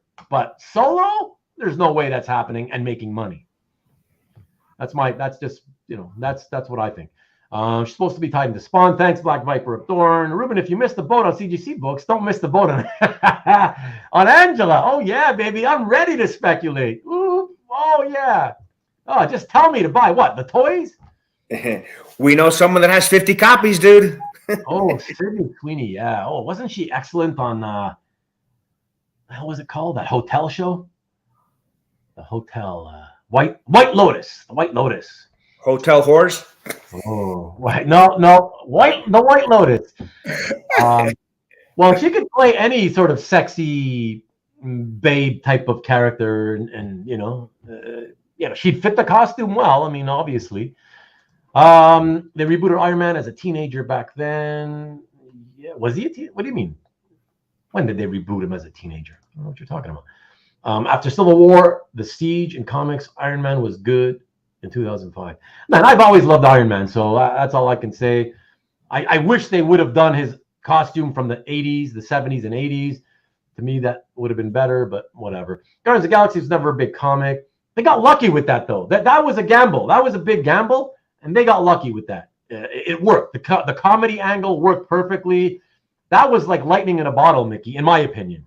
Tariq says that it's true that's Thor's sister now. Thanks, Ron. Yeah, somebody mentioned earlier that it was a cameo. Yeah. Aranga's laughing at us. No, she was what? In a movie? In a show? What show? Yeah, she was on Ruben's show. What the hell's going on? They got to be talking clear, these people. Right on Angela Talk. Exactly, Jason.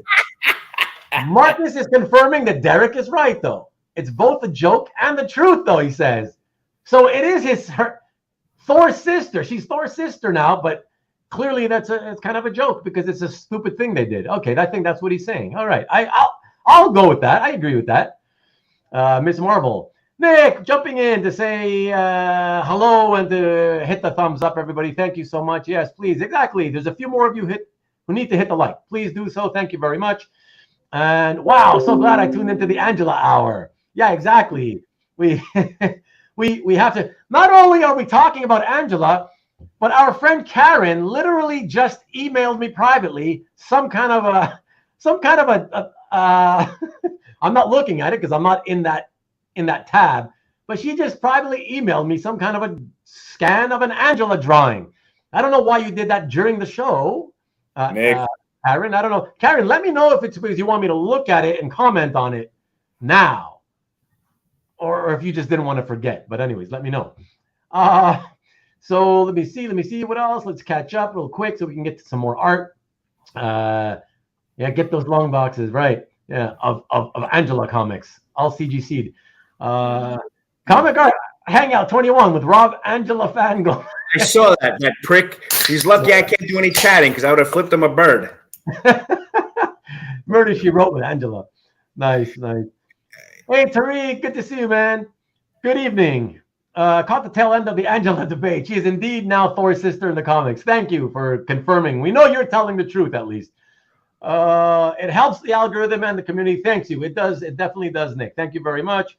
Charlie's Angela. Team Tony is what Marcus is referring to. Okay, so I guess he was telling the truth, and it's that sounds like a cartoon because I've never heard of that. So it must be some kind of animated thing. I own 4 stores. Every time a nice copy of Spawn 1/9 comes in, I keep them. Just had 10 Spawn 1 signed by Todd at CGC, selling them the movie. They sell. He's right, man. Those Spawn 1s and 9s sell like crazy. You slab them in 9/8, they sell. Oh, they parallaxed Iron Man. They turned Iron Man into a teenager in the comics, you're saying? In the comics? Oh, God, okay, I don't even want to know that. I don't want to know that. Next, yeah. Ranga's right again. Hey, David says, hey, Wolvie, has any of the original art been used in the artist edition of books? Okay, that's what I wanted to, and I'm glad that came up. Thanks for that question, David. So actually, I don't know if we can talk about it, but I'm going to, and if I get in trouble, I get in trouble. So Adam and I have been talking about doing one of the artist editions, and we've been in touch with IDW to do, one on him. He wants to do the whole Wolverine 90 book, plus, a bunch of the covers that I have. So the plan is to do one maybe in 24, 25. So not yet, but coming soon to a theater near you, David, or to a bookstore near you. Oh, man. Okay. Yeah. Even I'm sick of the Angela talk. I'll jump to you in a second, Jason. No, you don't have to comment on the Angela sketch. Just showing you the Campbell sketch that got me to know it was Angela. Okay. Thanks, Karen. I'll take a look at it after the show, of course. And yes, Jason says, does Rob have a piece that may not be big or iconic? See, Jason's always good at segueing back to the comic art and off of the topics he's not interested in. So do you have a piece that may not be big or iconic, but has special place in your collection? Like a special place in your heart, I guess, that isn't, your typical expensive 90s X-Men related stuff that you typically show, So the short answer is no, because not to say that I don't have, I buy big pieces. That's just, what I do. But I do have a piece that is real special for me. Angela, no, just kidding. It was real special. I got it from my wife on our 45th birthday, maybe. It's a gorgeous pencil by Windsor-Smith. It was the plate, the cover of the Cygnus portfolio of Paolo and Francesca together. So that one's pretty special to me because I got it for her 40th birthday. But nothing. I don't have anything like that. I wish I could say, Adam Kubert once drew a head sketch of me drinking a beer, but that doesn't mean really much. Just ordered the golden edition. Did you, #1 Marvel fan? That's got to be a nice one. Yeah, I saw somebody post it online. Looks good. George, what's up, George? I believe Jim Chung drew a few issues of Iron Man as a teenager in the 90s. Okay, who knew? I guess all of you guys knew. Well, who cares, really? Not who knew. Who cares? Yeah, exactly. Thank you, Rob. I'm glad I'm not the only one. So this way, they don't have to just shit on me when I say things like that. It ain't, You and me, you know. it ain't my show. Spread the animosity to Rob, everyone. Come on. He hates stupid ideas like Tony Stark being turned into a teenager during the 90s. There you go. There you go. Okay. So, everybody loves to look at art. So why don't we just look at a little more art? Let me show another piece. And this way we get everybody's mind off Angela by showing a different character that they can put their hands on. I apologize. I thought it was a great piece. I guess I should have posted it. No, it's everybody said it was a great piece. I just was like, I just never understood the appeal of the character herself, in terms of, fighting over her in court for millions of dollars to the tune of millions. Ruben, your buddy James just texted me. Next piece, please. Fucking guy. Nothing. But James, you're not going to like it. Because not only is it not mutants, it's not even Marvel. All right, let's take a look at this. Oh, that's a cool ass double page splash. That's the first book. That's Action Comics 712 is the first book Kieron Dwyer comes on to do Superman. Yeah, it was shortly after the whole death of Superman and a reign of Superman. It's him with his long hair. That's a cool ass piece, I think. I like that one a lot. Yeah, it's fantastic. How long have you had this one? I've had that one for 2 years. I actually, in my opinion, I think I took one over on a dealer. I traded for it. I traded a dealer a double page splash I had of a Wolverine piece with not a big deal artist, and I thought this was way nicer. So I think the little guy won one. Wow, interesting. So yeah, I love this piece. Was the Wolverine piece you traded for it? Was it also a DPS? Yeah, it was a DPS. It was it was a DPS. Wolverine 86 maybe. Wolverine 86. Okay, you don't remember the artist who did it? I do, but I like the artist. I just don't think it was worth that much. It's Ron Garney that did it. And he's doing great. He's doing great work now with this Keanu Reeves cat. But I didn't think the book was any big deal that he did. Okay. So was the image of Wolverine on the DPS? Was it just not anywhere as near as good as the one on the Superman? Is that No, man. It was a DPS, and there was Wolverine in the corner with his claws out, yelling with his big giant head and mouth. And then there's a bunch of werewolves, and I was like, I never liked the piece. I think James actually used to own it some years ago, and I got it from a dude who he got it from, and blah blah blah. And it might still be on. I'll tell you, it's not a big deal. It might still be on the site. I traded it with Glenn, panel page. Glenn Brunswick. Yeah, panel page art. It should still be on his site, so you can see it. Again, it's not a big deal. The DPS. Okay, cool. Well, hey, as long as you're happy, that's good. It worked out good, man. Yeah, I like it. I hate the long-haired Superman. I don't like. See, I hated mullet Superman, but then they transformed him into long-hair Superman. See, a lot of people get them confused, and they think anytime they see the long hair, they call it mullet. But that's not mullet. Mullet is like when you have the back much longer than the sides and top. When the back is much more pronounced than everywhere else, that's your kind of classic mullet, right? But there were times where you kind of lengthened it all kind of even.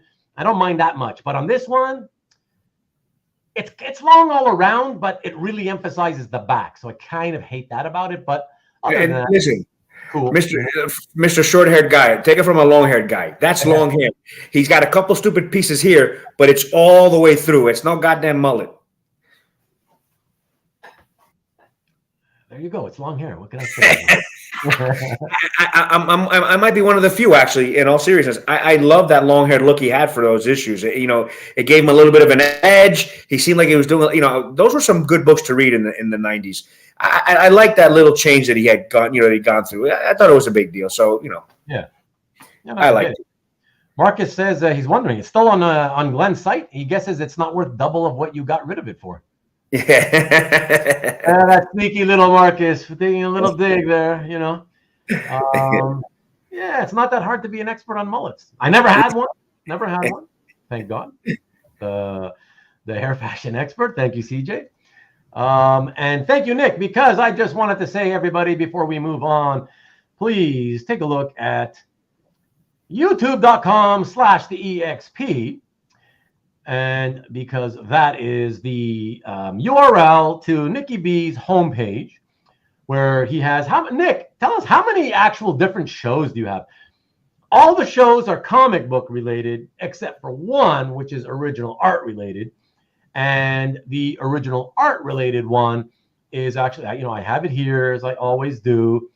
Just give me a sec, Nicky B. It's a coming. And here we go. So I'm posting it into the chat. There you go. Let's see if that shows up. It should be a clickable link. That is a direct link to this coming Friday show. The original art experience, where Nick shows usually affordable, very affordable art, entry-level type stuff, but more and more, Nick, more and more also higher-end art. So a mixture of both. It's the best of both worlds, and it's also a sort of chat show combined with a talk show. So really a lot of fun. And Nick says 20 different shows a week. So there you go.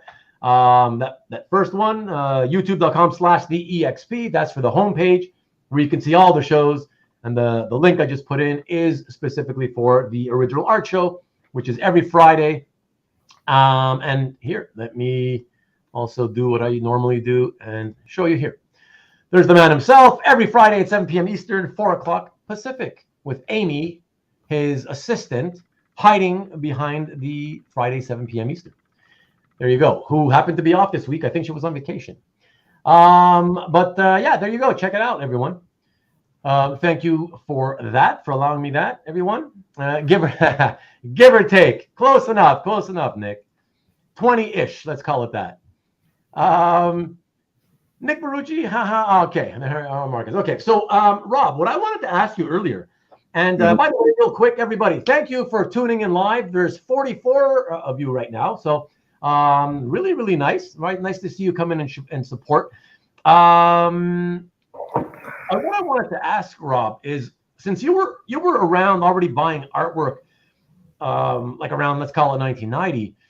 So did you get involved in those famous, or maybe we call them infamous, Sotheby's comic art auctions from like 1991, 92 to 94? Did you ever get involved with that? Nah, man. Again, I was an ignorant, dumb kid, 17 years old, 18 years old. Sotheby's, I wouldn't have known that from a difference to a French fry. I've heard plenty of the stories, and I've heard a lot of the shenanigans that went on, but I was never directly involved with or did any bidding or was interested at all in it. Okay, but like, were you aware at the time? Do you remember hearing about, hey, Sotheby's are having comic art auctions? No, not at all, man. Weren't even aware of it. Wow. Not at all. I mean, again, like I think one of the guys said earlier, now it's easy to hear and see everything because you got all the social media. Back then we had nothing. So I guess if you didn't buy the, what was that, the Comic Buyer's Guide, the CBG? Yeah, or CBG, yeah. You probably don't know. Yeah, CBG, classic. Oh, I love reading the CBG. That used to be my favorite thing to read, actually, every week. I would save it. Like, I used to put my comics in order of, worst, least wanting to read to most wanting to read, save the best for last kind of thing. And CBG and things like Amazing Heroes, Comics Interview, all the stuff about comics, I actually liked reading more than the comics themselves, Yeah. Yeah, that was just me. I liked reading about the industry and the hobby. So... what's up, Wes? Good to see you, dude. He wants you to know, Rob, that look at the handsome fellow. You see, look at you. I told you, I'm the ugly duckling. You are the super stud. Look, I'm the fat Samson. There you go. Awesome. Okay, so interesting. So now, I want to know when 1995 hits. And eBay comes along. Did you get involved with that? Or better yet, when did you discover the internet? That might be an easier way to do it. I was a late bloomer, man. I didn't get into the internet really till probably 99, 2000. You know, Okay. like when the whole millennial bullshit, everybody's talking about the millennial crap or Yeah. whatever that was, the 2000 change. I had a computer and I think I had the internet, so I remember worrying about it like every other moron who was uneducated. You know, what was it called when they're worried about the millennial change or whatever it was? Remember that whole big thing? Yeah, the Y2K bull crap. Yeah, the Y2K crap. Yeah, so that's when I probably started getting into having the internet. I have an eBay account, and I've had an eBay account since 2002, so I've had one for a while. But I didn't do anything on eBay back then. I didn't do any buying or selling, not until 2002. Interesting. And I bought a lot of my biz work that I don't own any of it now. I've sold it. But I used to buy a lot of Bisley work, and it was from, what the hell's that guy's name? He's still in the business. Andy Brown. Andy Brown. Yeah, that dude's still running strong. And a lot of the stuff I'd buy would be from him. Okay. Honda generators sold well that year. Yeah. Y2J for you Jericho-holics? What? That's friggin' wrestling. That's Marcus being a wise ass. That's Okay, it was Chris Jericho, if I remember correctly. Yeah. Okay. Yeah. So sorry, but when did you start? When was the first time you bought off of eBay?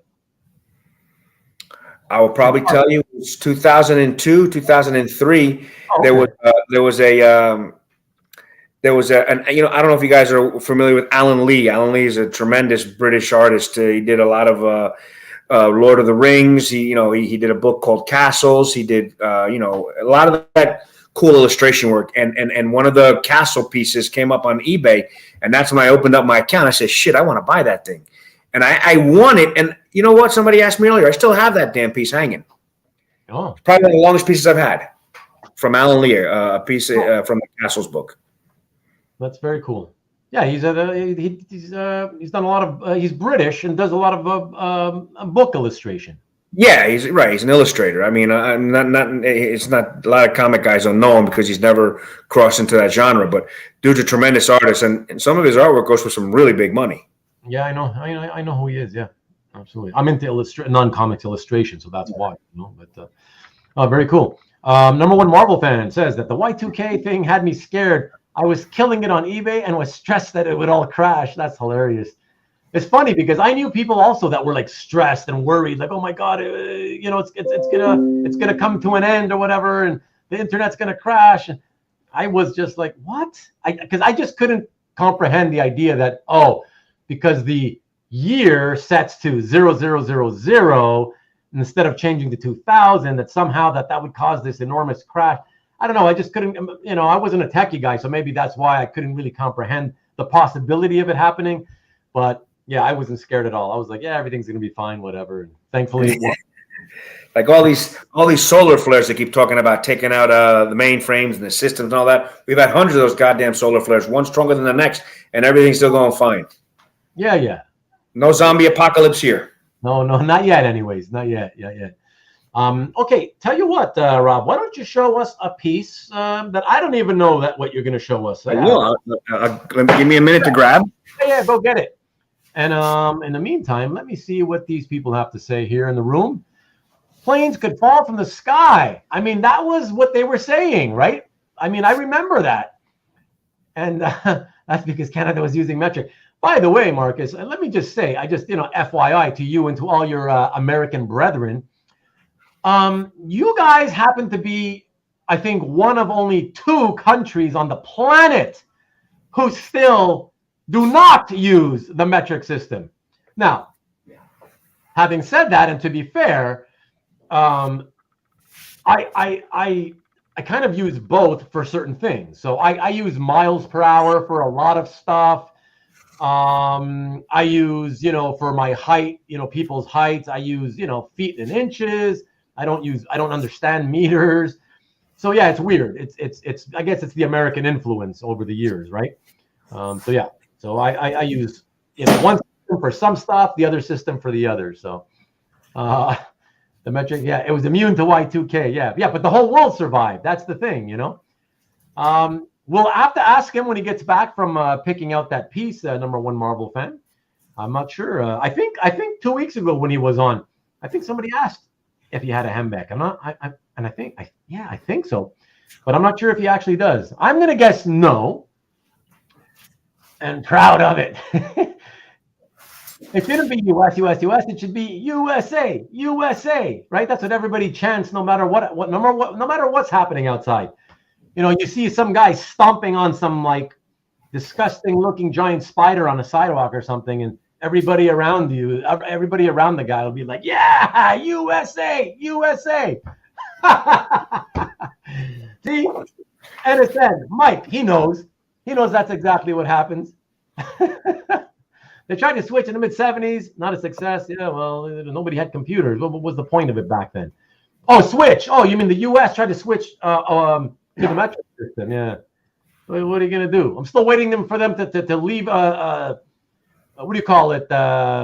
Standard, the light outside. I'm waiting for them to leave it at the time that they do it in the spring, when we spring the time forward an hour. And I'm waiting for them to leave it there permanently so we don't fall back again in the fall 6 months later. That sucks balls. So that would be nice. A meter is simple to remember. Meter is a yard plus 10%. So a meter is 3.3 feet. You know, I mean, it's an easy way to. I don't know. It's easy, in my opinion. He worked with tech guys to check all our computer system to ensure that the factory would not go down when the clock turned to 2000. Yeah, I have friends that also were involved in that. We found most of our systems were not affected. Great. Yeah. But my friend who was really heavily involved with that, with the security, cyber security, he, you know, when I laughed about the whole Y2K years after it happened, he actually told me that, no, it's not that it was stupid. He said, the reason nothing happened is because of all the work that we did, all the people that worked on it did to make sure nothing happened. So I don't know if that's true, but he knows more about tech stuff than I do. So I took his word for it, you know. But interesting. So that's why that's like trying to change CGC grading scale.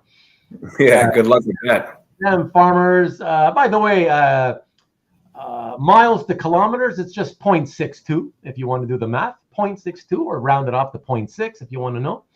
Or if you're in kilometers and you're visiting Canada and you want to know how much is that in miles per hour, multiplied by 1.62. Or if you're like most of us, you don't care and you're not going to go to Canada really because it's what to see. There's a lot to see here. Said the fat. There's more to see here than in Jersey. I'll tell you that. Oh, I'm sorry. Rob, I'm sorry. Isn't it Jersey? Because the last time I checked, it wasn't Montreal. I'm pretty sure it wasn't Montreal. That the rest of the United States refers to as the armpit of America. Wasn't it Jersey? That's what I've heard. I don't know, but still is. One of those still is. There's nothing changing there. That's awesome. I'm not making fun of all. I know there's a lot of you from Jersey. I mean, obviously I am making fun of you, but it's all in good fun. It's all love, man. It's all love. Next. Yes, the likes would go up 10% in the metric system. Exactly. All right, Rob, man. Yeah, let's see that extra piece and show us what you got there. I brought a couple. These haven't been seen or posted. This is really cool. There's a double page splash from Wolverine 77. An early appearance from Lady Deathstrike. Oh, hold on a second. Wolverine. Heather Hudson, Adam Kubert did it. Oh, that's right there, kind of right on the top left is the Lady Deathstrike. Yeah, that's her ripping ass. It's only the second Wolverine book he did, Adam Kubert, and it's the first. It's the title page. It's the first issue. The first page is 2 and 3 or 1 and 2, whatever it is these days. Oh, okay, cool. And that's Wolvie right there on the right, right? Yep. Mm-hmm. And who's the dude flying backwards on the left? Yeah. He's from your country. That's Puck. Oh, is that Puck? Yeah. Oh, okay. Oh, I just can't see him well there. Oh, there you go. Yeah. Now I see that. I recognize that. Yeah. We don't know anything about short, hairy guys. We tall, balder guys. I don't know. Yeah, so it's a cool piece. And Lady Deathstrike looks awesome. It's a big. It's not your typical 10 by 16. I think it's 12 by 18 each of them. Double that. So what is that? 18 by 24. It's a huge piece. Oh, nice. Yeah, like most of most. I don't know about most, but like a lot of Adam stuff tends to be from what we've seen, from what you showed us a couple of weeks back. This is real cool. This is David Finch for all you Finch fans. Nice Batman cover. It's an early appearance. Nice. Sorry, what year is that? That's 2020, maybe 2000. It's 19. It's one of the newer. Yeah, I was gonna say it can't be from that long ago because it has what's her name again? The Punchline. This is like only her second or third appearance on the cover. Yeah. Punchline. That's right. Yeah. Oh, and it's got Harley as well, right? So yeah, it's got Harley Quinn also. Yeah. What a great Batman image too. Yeah, isn't that beautiful? That's a killer Batman. Yeah. That's awesome. Man, I wish you would have sent me that one so I could have shown it better on a slide. No, but you got a really cool Batman image that I sent you, and I got a good story. Yeah. I got that. No, I know. But that's awesome, man. Yeah, congrats. Yeah. That's is that more of a recent pick for you? Recent pickup? No. I've had that probably. Well, I guess recent meaning it's like a year and a half. Okay, yeah, recent enough. Yeah. Yeah. Yeah, you didn't get it when it came out. You still got it after. But did you get it? Did you get it from another collector? No, I actually bought it from a dealer. Oh, okay. Oh, that's nice. Cool. Nice pickup, man. Yeah, very nice. And sorry, what title was that for? That was the Batman book. The actual Batman title? Batman, yeah. He did that. Finch was doing Batman and the Dark Knight. Yeah. That's very cool. Oh, and by the way, Tariq wants you to know that you have an endless supply of jaw-dropping Wolverine DPSs. Yeah, I got a bunch, man. I got some. I just got back from the frame shop. I could probably open it up and show you. I got a ton of that Wolverine guy, man. I don't know what the hell, man. That's why you're the Wolvie fan, brother. Yeah. There's nothing wrong with that. Hey, a lot of us are lifelong, Wolvie fans, me included. I don't collect his art specifically, but oh my God, he's up there with Spidey for me. Spidey and the Hulk, and then Superman, Batman at DC for me. And I don't want to get into all the characters I love, but yeah, Wolverine. How could people not love Wolverine? So that's what I say. Yeah. Thank you, Marcus. Always there to confirm. Karen wants you to know. Wow, awesome Finch. Yeah, I'm loving this Karen. She was really cool last time too. I need to follow her. Right? Yes, wherever she's doing her thing. I'll definitely look her up today. Yeah, man. Look, like I said, it's called Karen's Pages. That's why her name is Karen's Pages. That's what. Okay. If you put that in the search bar of YouTube, it'll come up right away. Yeah. Awesome. Yeah, she's very cool. So check it out, man. So yeah, Black Viper of Dorn loves that one as well. Finch is so complete, says CJ. Rob, funny story. I was the first buyer of that Batman Finch cover from Jason, then consigned it to Glenn. I should have bought it from you. God damn it! The hell. Oh man. You see what happens, Tariq? Oh man, yeah, you cost him a bit of money. Oh well. Yeah, I bought from Tariq a killer Finch Wolverine cover too. I bought it from Tariq direct. Okay, cool. Southern Comic Geek says, "Hey Jason, by the way, hello. That's the cover of Batman '98. Oh, okay. So not the original Batman title, the second one, the relaunched one or whatever. Is there another one? I'm confused. There's so many Batman books, I can't tell what's what. So not the one from 1940 or whatever or 30. No, it's it's a relaunch. Okay, I see. Okay, yeah, very cool though. How much is recent in metric? Yeah, nice. Yes, he does. We'll be proud. He does, Dan. He does. Thanks, Daniel.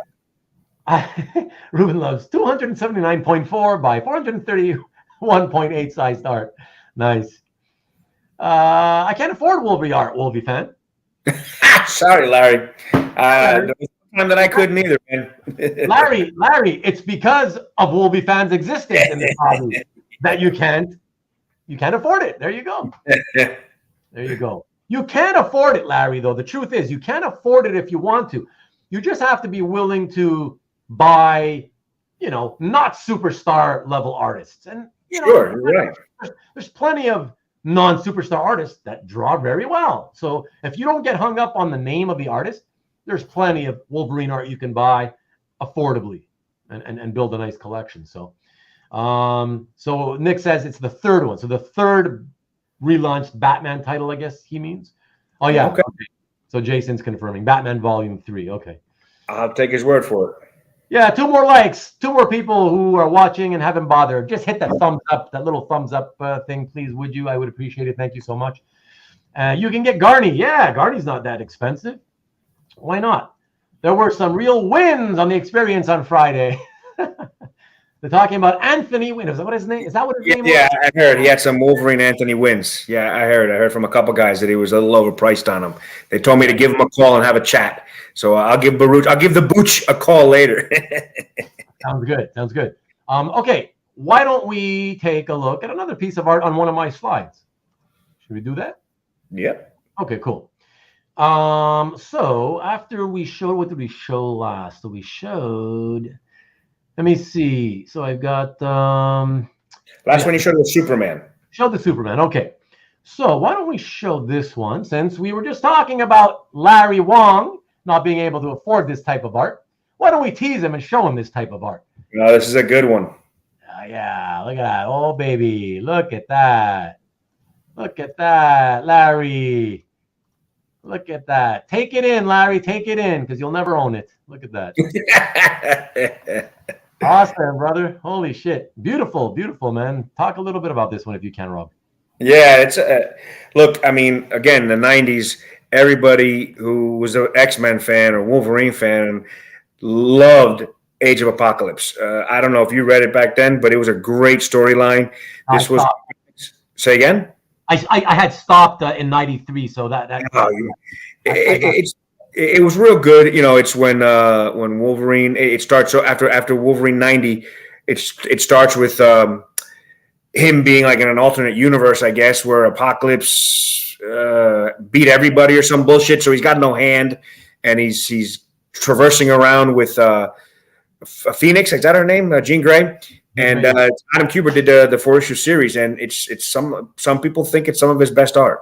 I agree. I think it's some awesome stuff. And this is a double page splash that was made available to me some time ago, and I had to buy it. I couldn't say no. I guess that's one small advantage. You know, the moniker Wolvie Fan, I usually get reached out. You know, I get a call if somebody wants to sell something. May come a little high, but I've always been a guy that preaches: if you like something, buy it because you like it, not because of the price. You know, don't go into this. Don't go into this hobby thinking you're going to get rich like Nick Barucci, because we all can't do that. Do it because you like it, and you know. Sometimes price isn't that relevant for me. If I can afford it and I love it, you know, chances are you might have me as a sucker and get me. Yeah. No, it's and listen, I mean, you're doing the right thing, Rob. I've always said, like, if especially if you collect something that is of high demand, and by that I mean, in this case, I'm referring specifically to just the character alone, Wolverine. Even if we don't talk about the fact that you go after a lot of Adam Kubert stuff, you know, if we just talk about Wolverine, I mean, regardless of who the artist is, it will usually, if it's a great image, it'll always be in high demand. You know, there's always going to be plenty of people that want it. And so therefore, I've always said, you got to be willing to pay and not be cheap about it. If you feel you're overpaying a bit, you got to do it. Just do it, or else you will regret it. You will. Oh yeah, you will. And the other thing to sort of add to that is, you know, especially after you and I have been around since the '90s, as well as a few other of the guys in the room here. Not only that, but we know now we have historical precedents to look back on, and it has told us that even when you overpay, eventually you will look back and realize, oh God, thank God I got that piece. I overpaid for that piece because now it's cheap. Hell yeah. Right? You're preaching to the choir. Whenever someone calls me and says, hey man, what do you think about the price of this piece? You know, do you think it's the right price? I always say, listen, dude, I'm not in the stock market. I can't tell you what's good or what's not. All I can tell you is if you love your art, buy it. You know, we're in a we're very fortunate these days where we can do our best to price comp something. There's no GPA analysis for comic art, but we can always look around and see what stuff has sold for and get an idea of what you think you should pay. And if you really like the piece and it's priced a little more than what you think it should be, you got to go for it, because once that opportunity passes, you get a guy who gets it and doesn't want to sell it until years later, and then it's going to cost you triple. I don't know. I'm a big advocate of buying what you like. Yeah, absolutely. Karen says, I'm going to use that speech on my husband for the pieces I'm looking at in the upcoming signature auction. It works. I use it on my wife, and she says, okay, whatever you say. Karen, if you need me to talk to him, just let me know. I will talk to him. But yes, use the speech. and it's funny because you're laughing. I get the the little laughing emoji, but I'm not kidding when I say that. Just FYI, I am not kidding at all. I've been preaching that for so many years because it's true. So there you go. It hurts at the time, right, Rob? It hurts at the time. At the time that it happens, it always hurts. You don't like it. You're not happy, but you know that it's going to hurt more if you let it go. That's it. Yeah. And eventually it's worth more, so it doesn't matter. Yeah, it's Nick says something real important here. There's Rob's DPS is the best page in the book. When I'm trying to, and not just Adam Kubert's art, but whenever I'm looking for art from a specific artist, I try and find what's afforded to me the best piece of his art to make it my prime example. And when I go through the Age of Apocalypse, there's two really tremendous DPSs. I own them both, and I'm a big believer. If you can get it and you think it's the best piece for you, you got to do it. You just got to. When I bought the Wolverine 90 book, some of the guys know what I paid. They thought I was crazy, but I'll never look back and say I made a mistake buying the entire Wolverine 90 book. Never, never, never. Yeah. And I just have to say, so Jason, hello, by the way, good evening, Comic Art Channel. Everybody check out Comic Art Channel. Yeah, listen, of course you got to love it, man. Like, come on, that's just does that really need to be said? Like, I don't think I know anybody who has ever overpaid by a lot for something that they were just kind of like, it's okay. I guess it's all right. I think I'll way overpay for this thing that I think is like, okay. Like, obviously you got to love it, man. It's like, yeah, it's just, of course. That makes total sense, man. For sure. And shit is always worth something to somebody. That's true, Scott. 97% of the time, there's always another piece.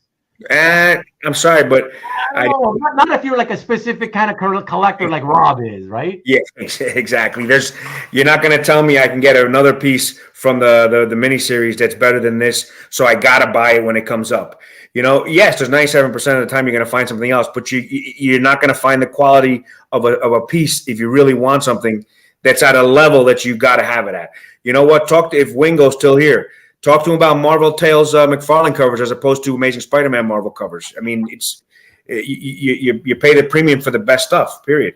It's just how it is. You don't have to spend it if you don't want to. Don't do it. Hey, no worries. There'll be somebody else that will. No, that's true. No, look, people are going to do what they want to do or not do what they want to do.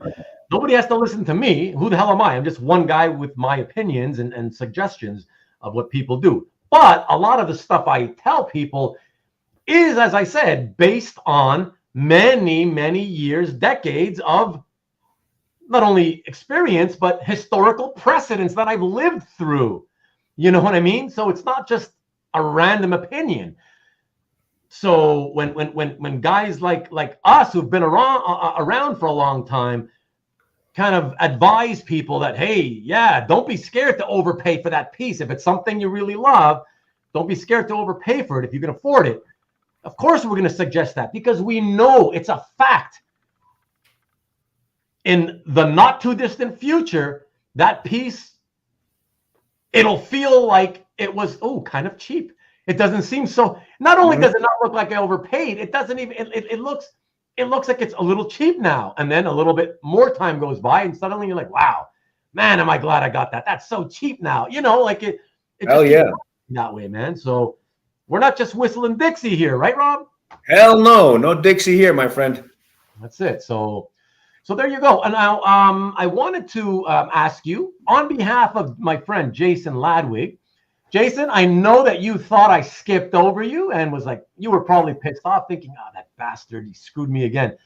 I did not. I saved it on purpose. I'm not going to post it because I'm not in the chat right now. But Jason was asking you, Rob. He wants to know: do you, by any chance, happen to have a preference of inker over Kubert? I like Mark Farmer and Dan Green doing the inking on Adam Kubert from the 90s. Or him inking himself, which is what he's doing a lot now with his newer stuff.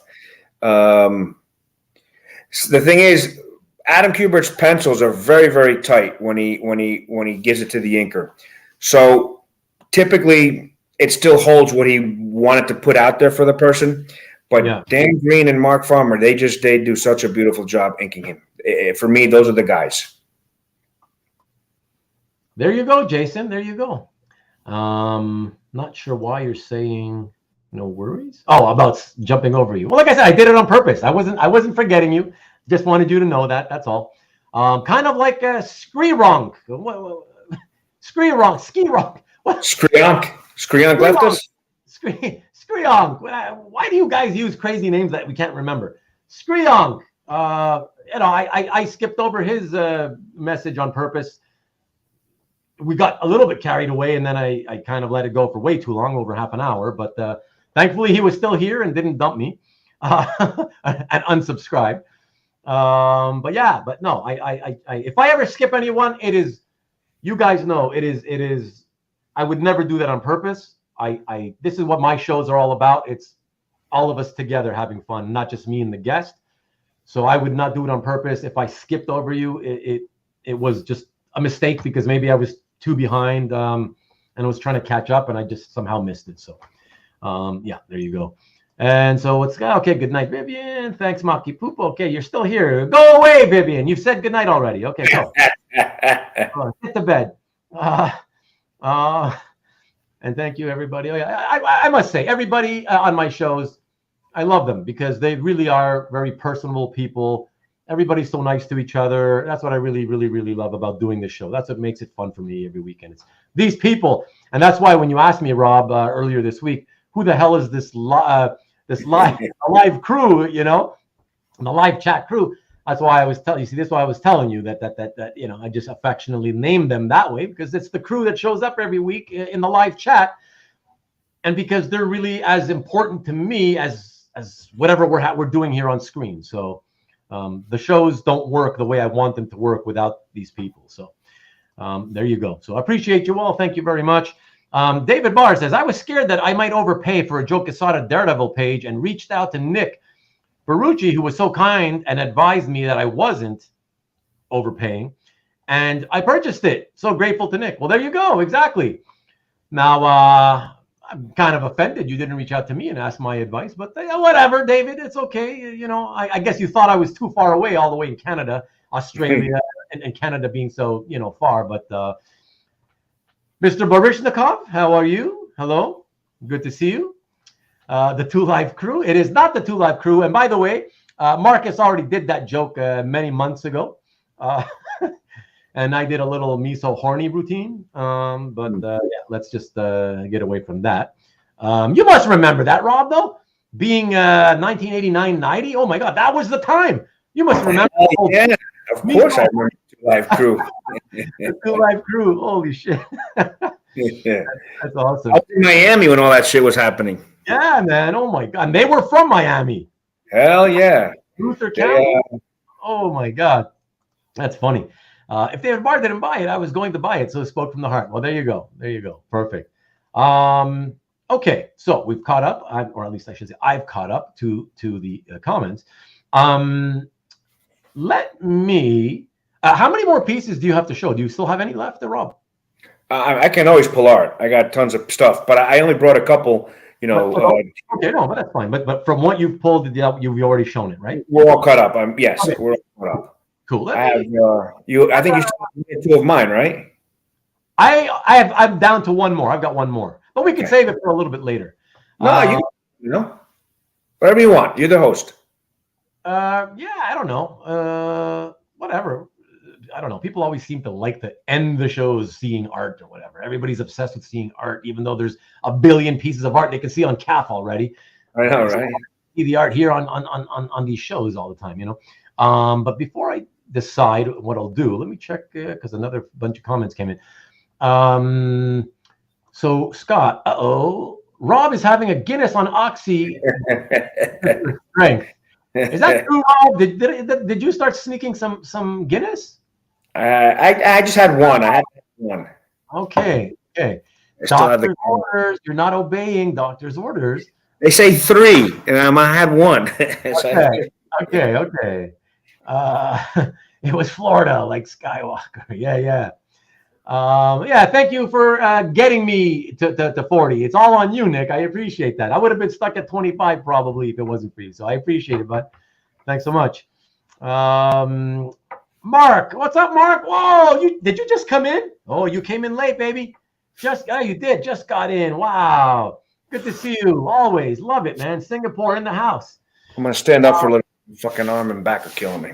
Hey, no worries, man. Do what you got to do. As long as Rob has been collecting, has he slowed down at any point, or is it mostly nostalgia purchasing for you?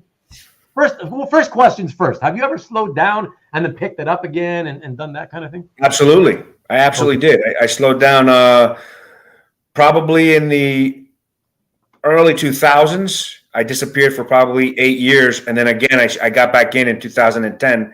And I briefly slowed down in 14, 15, and I came back again, after that. So there was two hiatuses that I had. 2 hiatuses. Okay. Yeah. Can I ask you, just to kind of follow up on that question, did either of the hiatuses have anything to do with, oh man, this shit's getting expensive, I need to take a break? It was anything like that, or? No, it was never about money. Okay. It was more about. So the first time, I had just moved, and we bought probably a bigger house than we should have. So I really had to stop buying art because I was probably not in the position that I was 7-8 years later.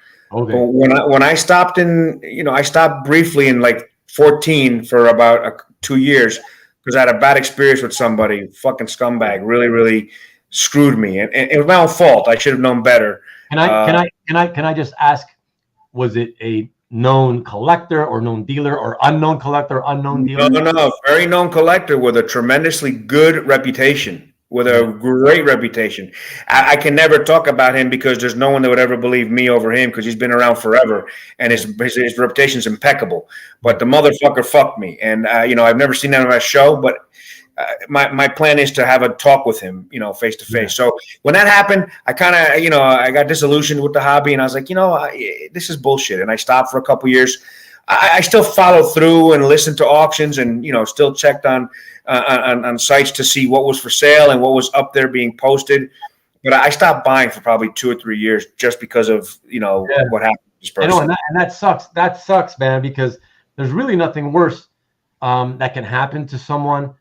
To a collector in the hobby when you kind of get screwed in some kind of a deal and it's so bad that it literally you feel so terrible about it that it makes you leave the hobby for any amount of time, right? Like any amount of time. Like it's because you're like I'm the innocent party here, and I'm not only am I getting screwed on the deal, but the experience is making me get screwed doubly because it made me run away from the hobby.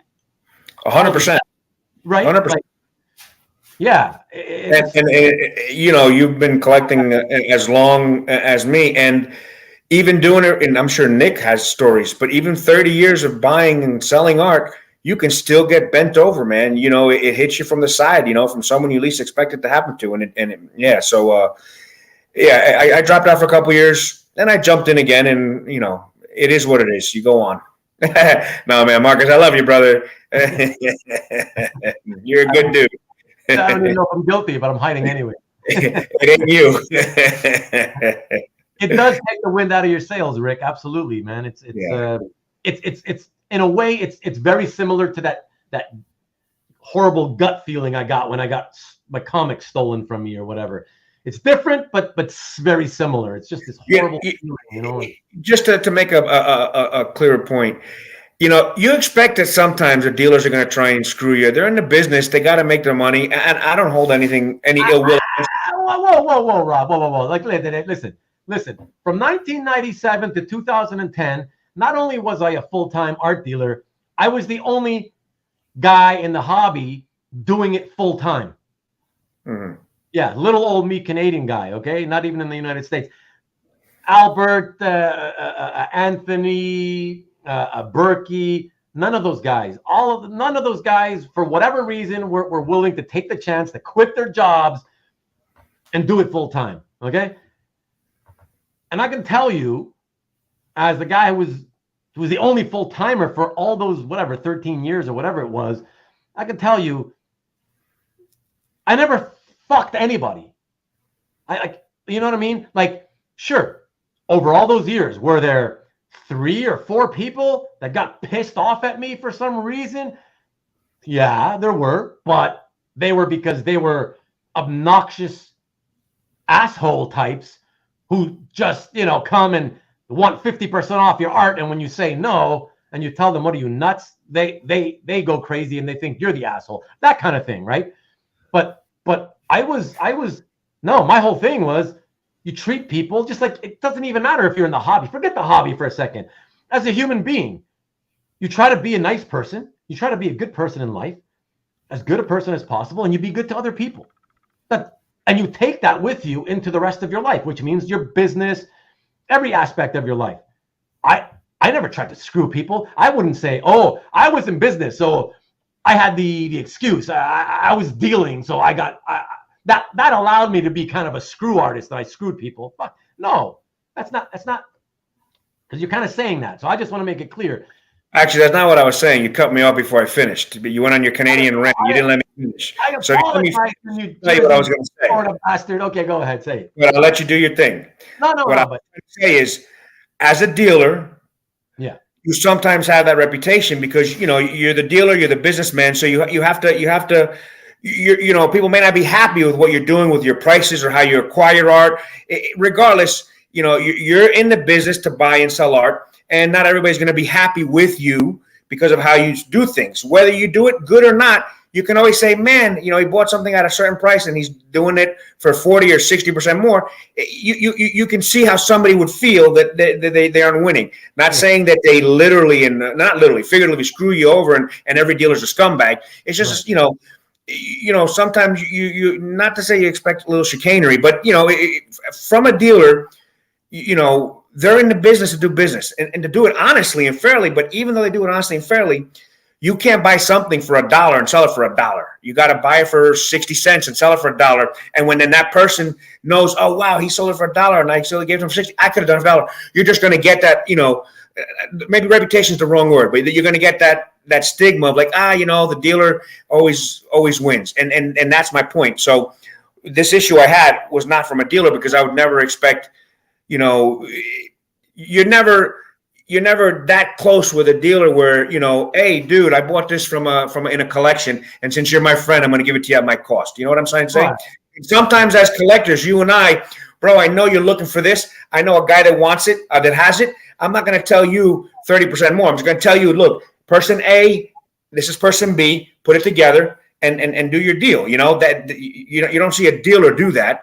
They're in to make money. So my case has nothing to do with a dealer, because when I say you expect it, not necessarily you expect to get screwed, but you expect that you're not going to always win with a dealer because they have to make their money. They have to do business. So if anybody's thinking, no, there was no dealers this happened with, it was an actual collector who sung me a tune for $80K, and a guy has a tremendously great reputation that I know that if it ever came up, I lose. So it's something that I've never brought up. I actually brought it up for the first time on your show.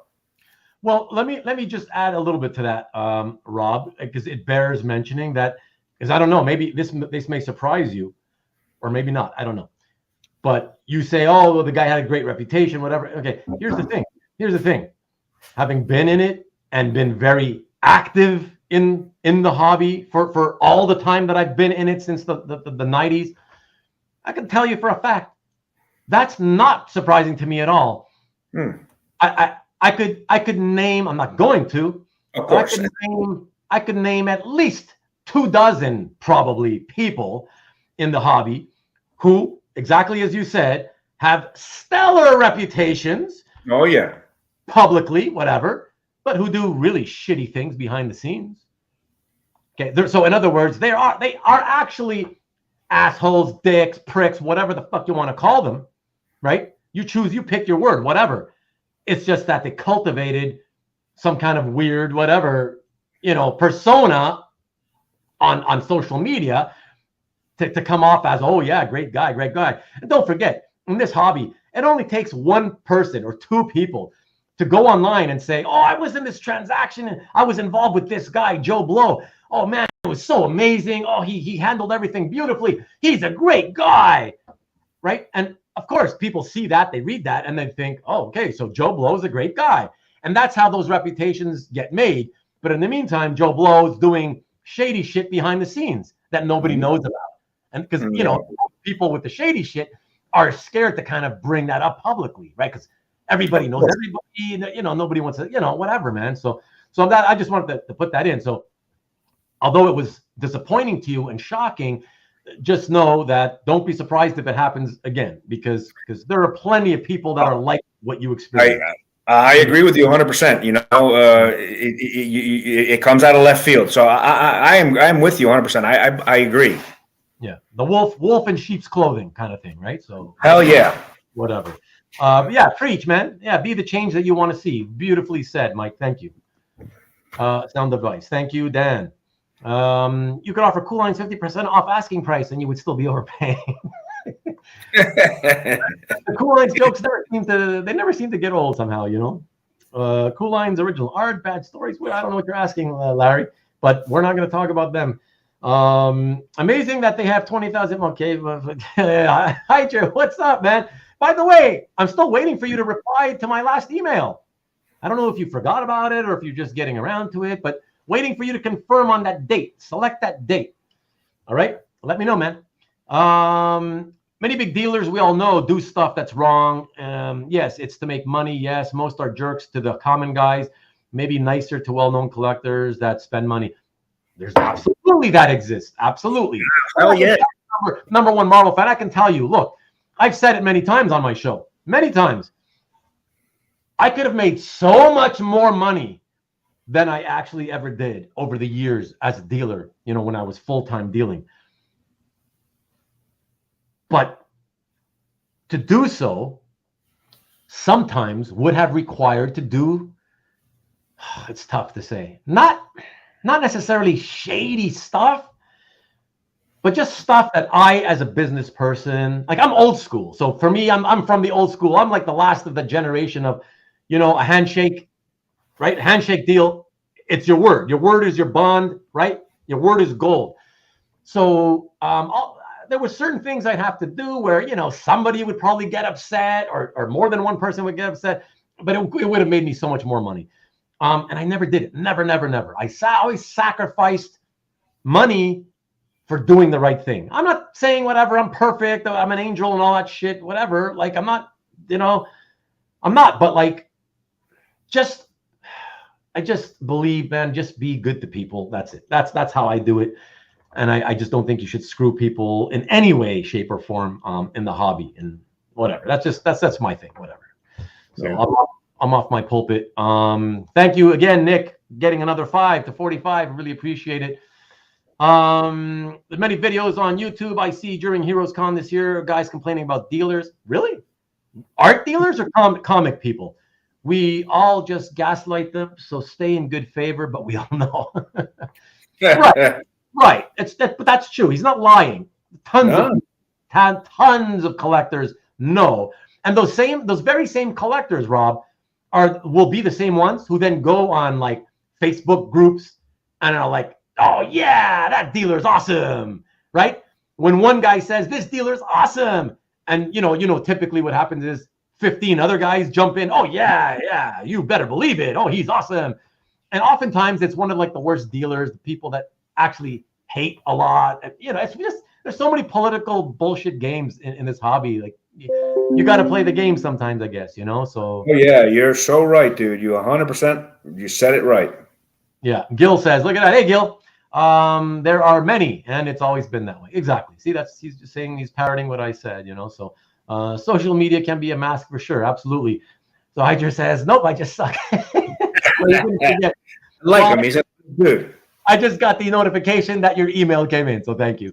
I appreciate it. No, what we're talking about is that he's going to be one of my guests for a show and tell soon, so that's why.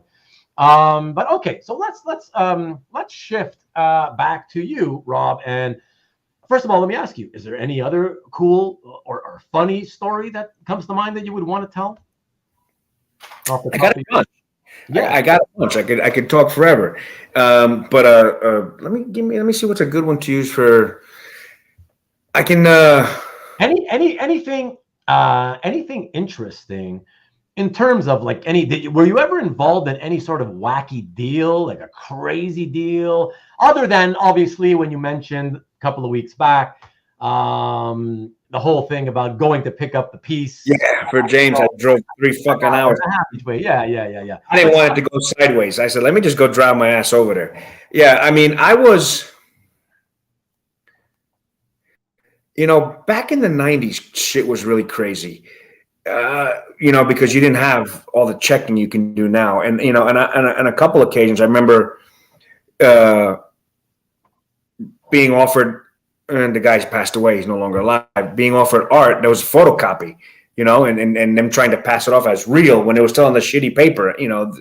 That happened a couple times back in the early 90s. But I can tell you. Do you mean at conventions? At conventions, people come in. I mean, I'm making it sound like it was a bunch of times, but I want to say maybe 4 or 5 times. I had a couple times someone come to my table at a convention, at Great Eastern Comic Convention. And because remember, back then, people were buying art, and even before then, but it's not like now, So you can get away with some scams, a little bit easier because there wasn't the checks and balances like there is now, So it happened a few times, and I had it happen 2 times at my store. I had you want to hear fucked up? Oh, I'll give you a good one. I remember coming from a show. Yeah, I remember coming from a show, and I had probably 25 Longboxes sitting in the back of my truck. And I went to go grab I was at my house, and I went to go grab a quick bite to eat. And when I came outside, they were all gone. And I said, this has got to be a joke. How many Longboxes were gone? 25 Longboxes, dude. What? And how much time were you gone? It couldn't have been more than 30 or 40 minutes, dude. Wow. But here's the kicker. I had a store already. So what are you going to do? eBay wasn't going on back in the early 90s. So, I called all the stores. And this freaking moron went to one of the stores that I had called ahead of time. And, he calls me and he goes, Rob, this jerk-off showed up. He's got 25 Longboxes for sale. Oh. The guy that you're talking about. I said, okay. And it was not his business, but it was Complete Comics and Cards in Miami. He was Archie, great guy. So I go, listen, hold on. Me and my brothers are heading over there right now. So he had the guy there just talking to him. Well, how much you thinking? What do you want to do? Let me look at some of the stuff. And me and my brother show up. I showed up with my big-ass truck because he took it out of my truck. So I get there and I park right behind him, and he freaking turns white. He runs out the back door of Complete Comics and Cards and just keeps running. So me and my brothers just start taking the shit out of his car, took some extra tape recorders and stuff. Let's just take whatever we can. No, I'm just kidding. I only took my books. And we put everything back in the truck, and we left. And the guy came back, and he called the police saying that his comic books got stolen. He said they were his books. Yes. Oh, shit. I had called, the week before when it got stolen, and I had a report anyway. So they came to the door saying, dude, you sold this guy's comic books? I said, hold on a second. Let me get the police report. No, this jerk-off stole mine.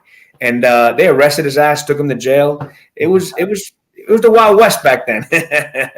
For sure, man. That's crazy. I remember Anthony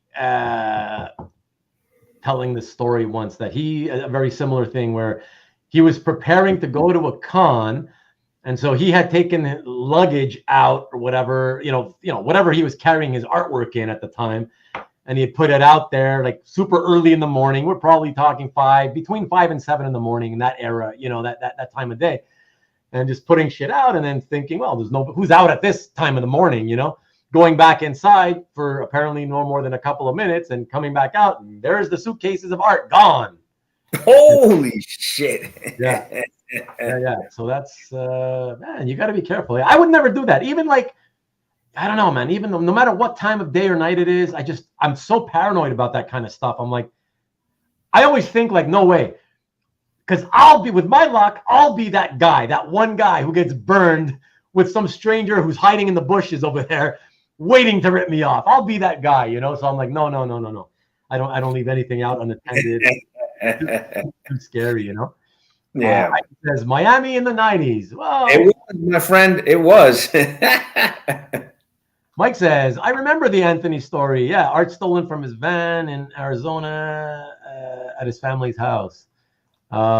Keith, what about Keith? What's Keith? What's that, Marcus? Why don't you elaborate a little bit? Elaborate a little bit on that for us. I think Keith is one of those guys from the old days that stole a whole bunch of Marvel art. I think that's who he's talking about. Some little dude that got his ass. I know Keith, and he like friended me several months ago on Facebook, and I thought it was a mistake. I thought he was looking for another Ruben because I know he used to know another Ruben, and he said, "No, I know it's you." And I was like, "Oh, okay, whatever." But I heard some stuff, but I don't really know if it's true or not. So I've been giving him the sort of benefit of the doubt for many years, to be honest. But I just keep hearing these rumors that he stole a bunch of art. I'm like, I don't like to spread rumors unless people give me details where I know, like, okay, that sounds like it's true because it you know what I mean? It couldn't have it's too precise to have been all made up or whatever, you know? I don't want to spread anything. But so there was another one that I wanted to see here. Who was it there? So let's see, social media. Oh, I just says, by the way, I love Rob's colored matting on his pieces. Oh, he does. Yeah. Well, thanks, dude. So do I, man. Let's see.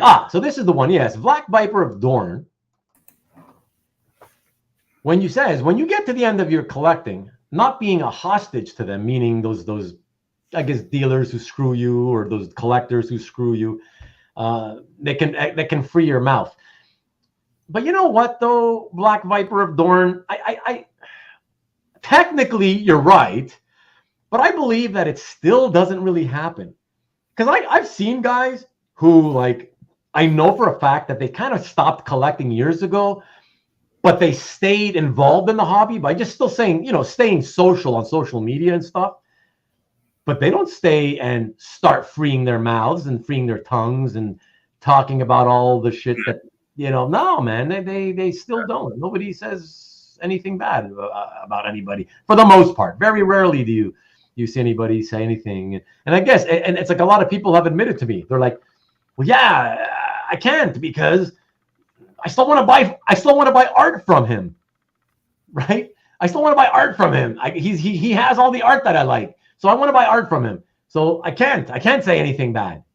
That's usually the refrain that I hear from most collectors. And it's kind of sad, so. Yeah. Look, I mean, I think people that know me know that I don't bite my tongue. I think, when you got to say something, you say it. But, in that case, I don't know if I would just free my mouth like Thorne said. I don't know if I, because there's a lot of stuff you hear and a lot of stuff you see, and I don't know. It's a tough call. Yeah. Well, look, I mean, look at yourself, Rob. You mentioned something that happened, but you're an very active collector, and clearly you're not willing to say anything about it other than, like you said, to him personally, you'll have some kind of a talk or whatever. Absolutely. When I see him, I will.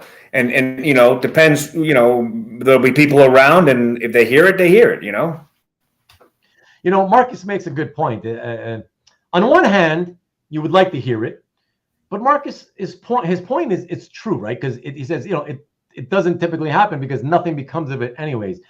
And it's true. It's true. I remember plenty of times over the years where somebody would out somebody right online, and you get the usual comments, oh wow, that's bad or whatever. But ultimately people don't care because they still are like, okay, whatever. Like, yeah, but he didn't do anything to me, so therefore I still like him and I'll still keep buying art from him. It's that attitude. So that's why, nothing comes of it anyway. So it's a good point, Marcus. Well said.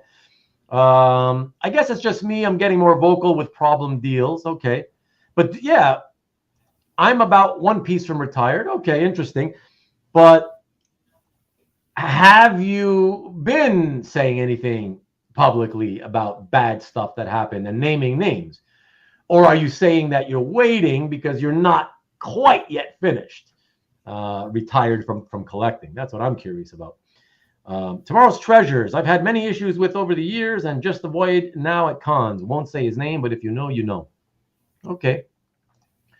Mike says, at the end of your collecting, your stories will be 10, 20, 30 years old. At that point, it doesn't matter. Yeah, exactly. That's why I'm saying it makes it so difficult. But at the same time, I do understand if you're in the middle of your collecting, they'll blackball you or whatever, right? And then it's tough to collect when you're blackballed. So I get both. Oh my gosh, Comic Art Boston has returned. Hey, Cab.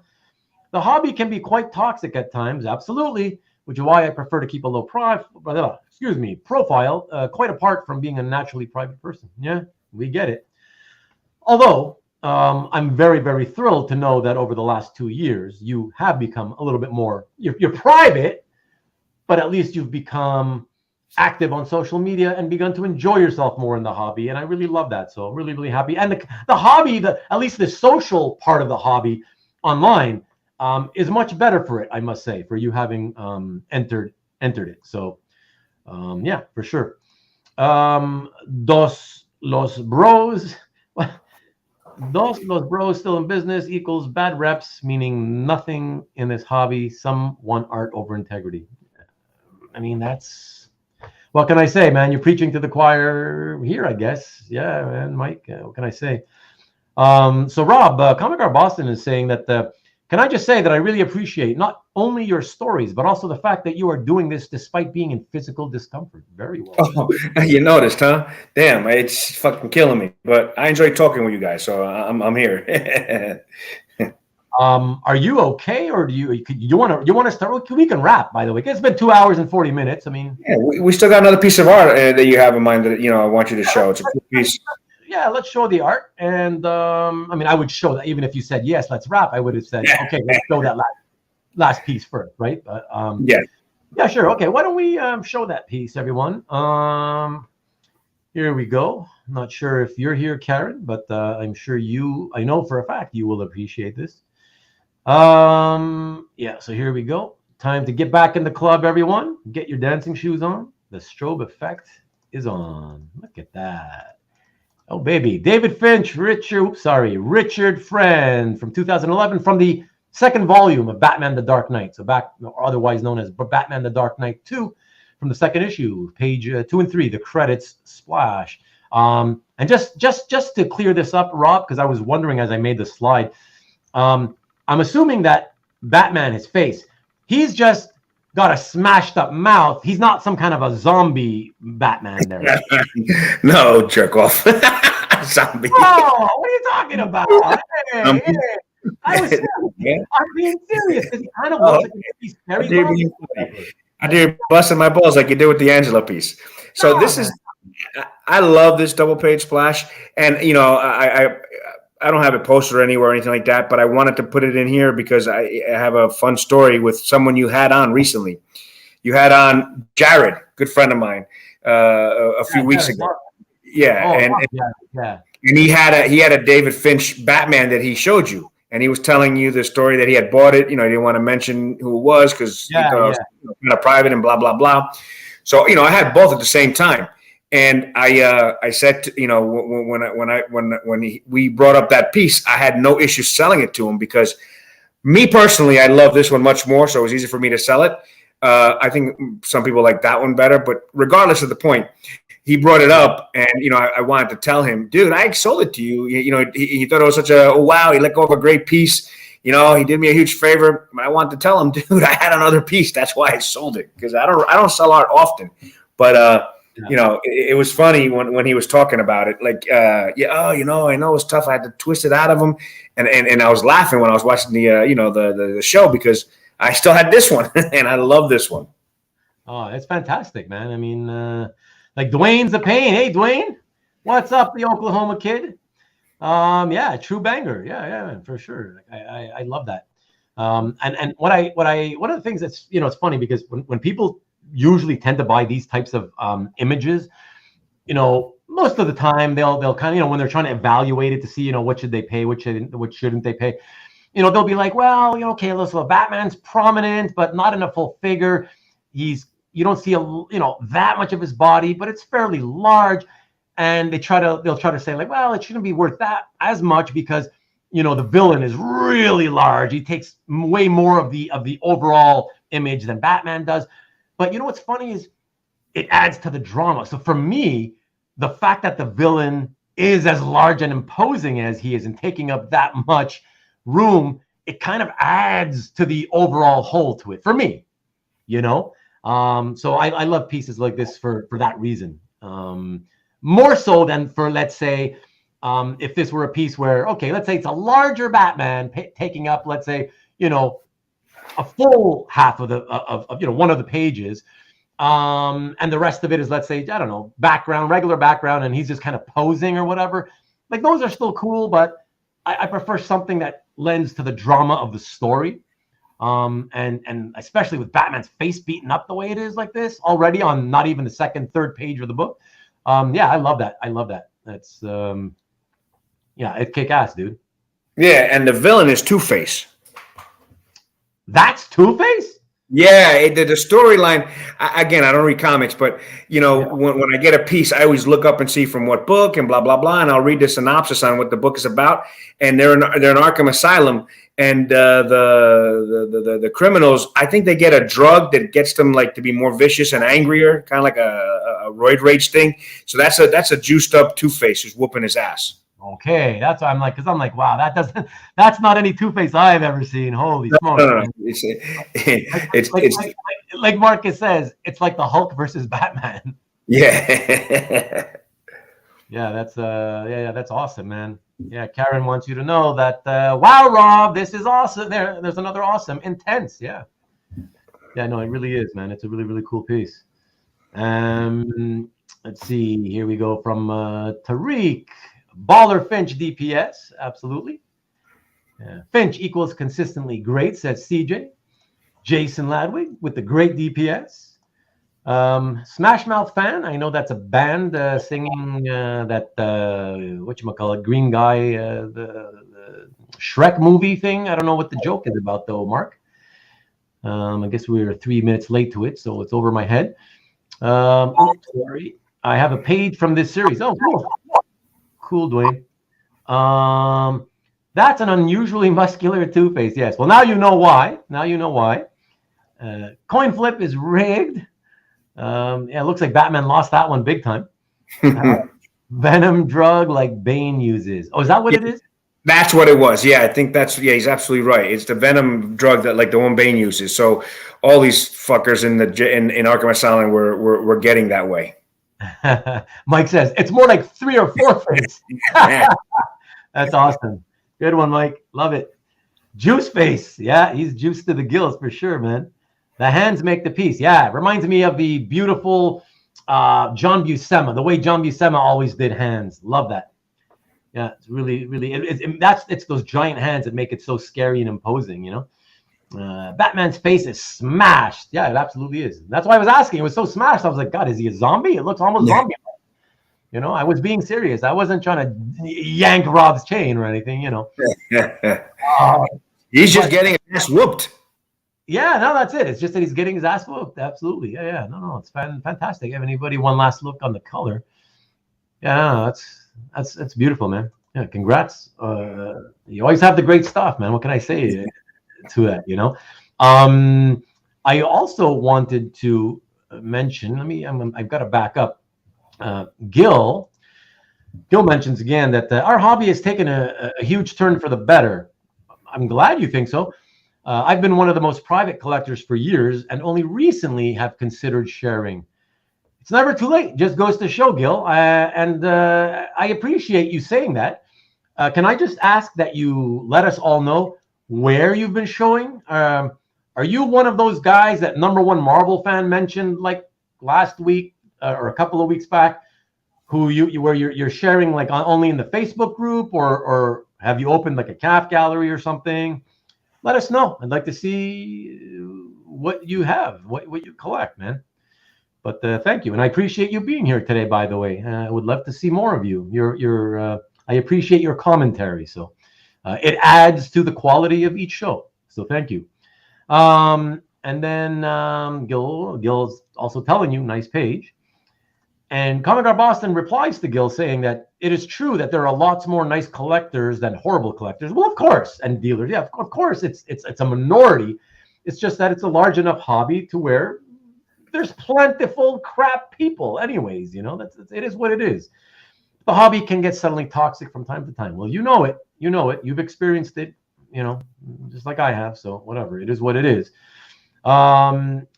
So, hey, look, new people keep coming in. What's up, Chuck? Richard Friend's inks look great over Finch. They certainly do. It's funny. I was going to mention, Finch, Danny Meeky inks him. He inks himself.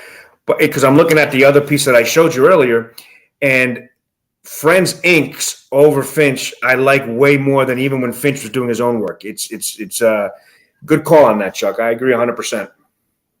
Yeah, it's great, man. Yeah, Gil, got room for you in the IG chat. Yeah, no, it's fantastic. I always thought that Richard was a very good inker on quite a lot of people, particularly the stuff that I only saw later on as a sort of back issues. Stuff from the 90s when I wasn't collecting anymore, in the late 90s. I think was it Wildstorm type stuff. But anyways, just books. I remember looking at books and be looking, oh, nice art, and I'd see the inker oftentimes would be like Richard Friend. I'd be, oh man, that's it's good stuff, It's a microcosm of the world we live in. You mean the hobby? Yeah, sure, of course. Wow, one more like. Maybe Chuck Arnold, if you haven't. Yeah, you just came in. Hit the thumbs up for me, baby. Get us to 50. Travis Charret, Friend inked his. There you go. Yeah, that's right. That's some of the stuff. Absolutely.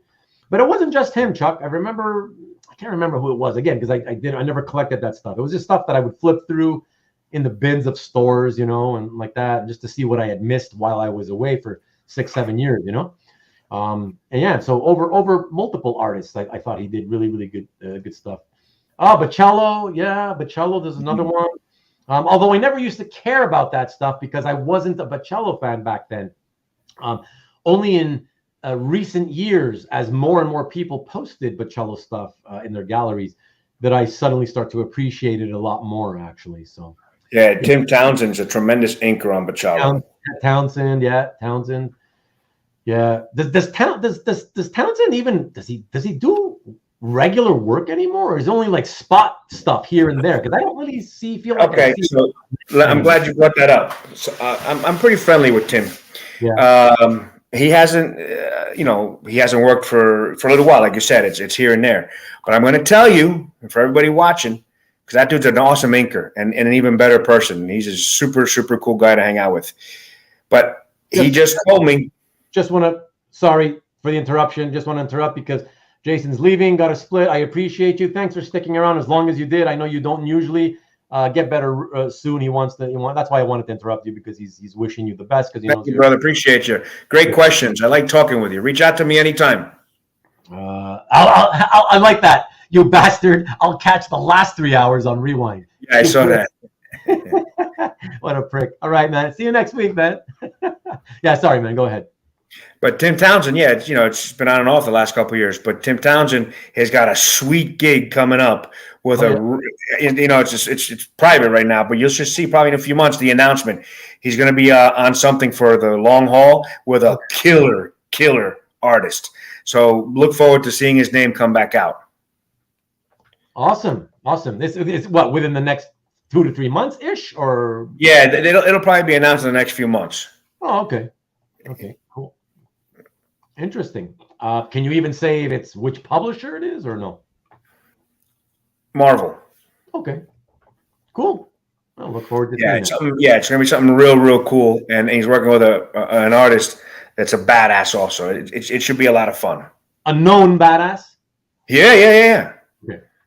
Cool. Mike said what I said. A friend worked at Image in the early days, so he was on a lot of different books to help meet deadlines. You know, Image never wanted to miss a deadline in the early days. Oh yeah, they never missed the deadlines. Absolutely. I also want to put out there that many of those early 90s Image guys, I'm talking about the guys who you don't even remember their names, because there were so many guys that were joining these different studios, right, as assistants, whatever. Some of those least known guys were making checks of like $25K a month, sometimes $50K a month. That's how unbelievably well the gig paid back when that 2 or 3 year period where they could sell millions of copies for every stupid book, you know. Imagine as just some crappy no-name inker that you might have only done a few books, you weren't that good even, and yeah, so they made bank regardless of what you think about them. So anyways, just wanted to put that out there. Yeah, so Tim's a great guy. No, Karen's not. Oh, okay, you're just saying bye because she said goodnight to you. Okay. There we go. Coming Boston says to Gil that I'm sure your piece is rock. Oh, that's because I'm sorry, I did miss that one. Yeah. So I've never shared. So you haven't shared yet. Okay, but you plan to soon. I've had a CAF account for years and have purchased from many on there. Oh, okay. Don't want to get anyone too excited. I unfortunately passed on many great pieces. Okay, but you should come on to the show in the future at some point. I'd love to see you more often anyways, but certainly after you once you start populating your gallery, would love to know about it, because unless you're a daily goer to CAF, people may not ever see, And speaking of daily going to CAF, just wanted to say my biggest apologies to all of you, my friends. You know who you are. Those of you whose art I always comment on. Ever since I have begun this journey of getting my health back in order about 5 weeks ago, certain things have been falling by the wayside, and going to CAF has unfortunately been one of those. I fell behind, I think, in the last, I don't know, since I think July 26th, I think I've only left maybe 5 comments, and I probably missed about 70 or 80 or whatever. And I really apologize, and I apologize twice as much because I don't know that I'm ever going to be able to catch up on all those old posts. And I don't even know when I'm going to be able to catch up daily again. So, but I apologize, and that's the reason. I just wanted you to know that I wasn't just not bothering to leave comments on your guys' artwork or whatever. That's the reason. I wanted you to know that there's a good reason for it. So that's it. It's a time issue. So sorry. And so yeah, I look forward to seeing art when you populate the gallery, Gil. So then Boston says, I'm sure that your piece is rock. Like yourself, I finally began participating in a more limited way. Yeah, even commenting in the chat was a large step for me. Exactly. That's why I was saying earlier. Gil, you should know Comic Art Boston is one of those very private individuals, was very private for over 2 decades, at least 2 decades, and then blames me for getting him into social media socializing. So, like I said earlier, to me, I think it was for the best. He makes the hobby a better place all by himself. So that's all I got to say to that. But yeah, Gil, nice to see other people like yourself coming out of the woodwork. Night. Okay, good night, Jason. Night, Cab. Ruben, I will also need to check out soon. No worries. Don't ever apologize, but thank you for letting me know. Rob, I really enjoyed tonight's show. Do take care and get better soon. Thank you, sir. And he says to Gil, that sounds awesome. Please let us know when you post them. Exactly. Thanks, Comic Art Boston. Okay, there you go. Okay, so he's one of these more modern guys from the 90s onward, late 80s-ish onward guys. Okay, interesting. Yes, good night. Always appreciate your comments on her channel. Exactly. I love to read them. Good night, Karen. Your posts rock. They do indeed. That's a good thing. Your health is more important. Thank you, Karen. I appreciate it as always. It's very nice of you. Health first. Thank you, Nick. Likewise to you. Good night, Karen. Oh, you're leaving, Karen, or are you leaving, Nick? You guys confuse me all the time with so many good nights going back and forth. Marcus, you got your back with the comments at Marcus got your back with the comments at CAF. Well, he's got everybody's back, but still, I still tend to leave quite a lot. I'm probably somewhere in the top 4 highest commenters on CAF. Yeah, so very cool. Okay, yes, for sure. Cab spits wisdom, absolutely. Great show. Oh, thank you, David. Looking forward to when you are on Wolvie. Oh, when you are. Thank you, brother. Ruben and you are great together. Oh, thank you, man. That's so cool of you, man. Always love to see you here, David. Thank you so much. Yes, Rob, take care of that back at all costs, of course. Yeah. What about me, CJ? The whole reason for doing this friggin' complete change of eating and exercising is because of my back. Anyways, I'm just jerking around. Yeah. Oh, sorry. Thanks for interesting stories, Rob. Yeah. So, yeah, man. Listen, so awesome to have you again, Rob. And I am not. Yeah, no, my pleasure. I'm not kidding when I say I would love to have you on again. Honestly, anytime. But if you wanted to do something just to show that stuff from the studio artists, sure. Like a studio show. A studio show, yeah, I would love to do it. Yeah, whenever you want, man. I mean, if you're up for it, I would love to have you. I always love to talk to you, man. So it's always a good time. It's fun, man. I can talk forever. I had a great time, brother. Thank you. Okay, my pleasure. Yeah, so we'll talk about it, and yeah, we'll see when we can get you back. Thank you so much, #1 Marvel fan. Always appreciate you being here as well. Thank you so much. Really appreciate it. Wolvie, love it when you said, Ruben, you going on. What was I ranting about when that happened? What weren't you ranting about? That's true too. All right. Nobody has to keep track of that. You never said, I thought it was the ticker. What? Nah, man, it's my lower back. Yeah. 3 herniated discs, and one of them has arthritis. Karen wants you to know that Rob is not. You're the best. Please come back again, and she's screaming it. Please come back. I don't know her, and I love her already. I got to check her out for sure. I promise. I will be on there. Well, she's very easy to love. Listen, for those of you who here, where the hell is it, man? For you, Rob, more. Because here we go. Let me just copy this. Sorry, guys, it takes time. Copy, paste. And so I'll put it here in the chat. It's the link to Karen's channel. So you just click it now when you see it pop in the chat. Click it and let me know, actually, because this is a good thing. You can help me test this out because you'll be able to help me. You'll let me know if it actually works the way I think it's supposed to work. So let me put that in. All right, so here we go. Let me know when you see it. Do you see it yet? Or no, there's probably a delay. So it'll probably take about 10 seconds. And in the meantime, she is also telling you, great show tonight for me and you. Your stories are awesome, and so is your Finch art. Thank you. You're a sweetheart.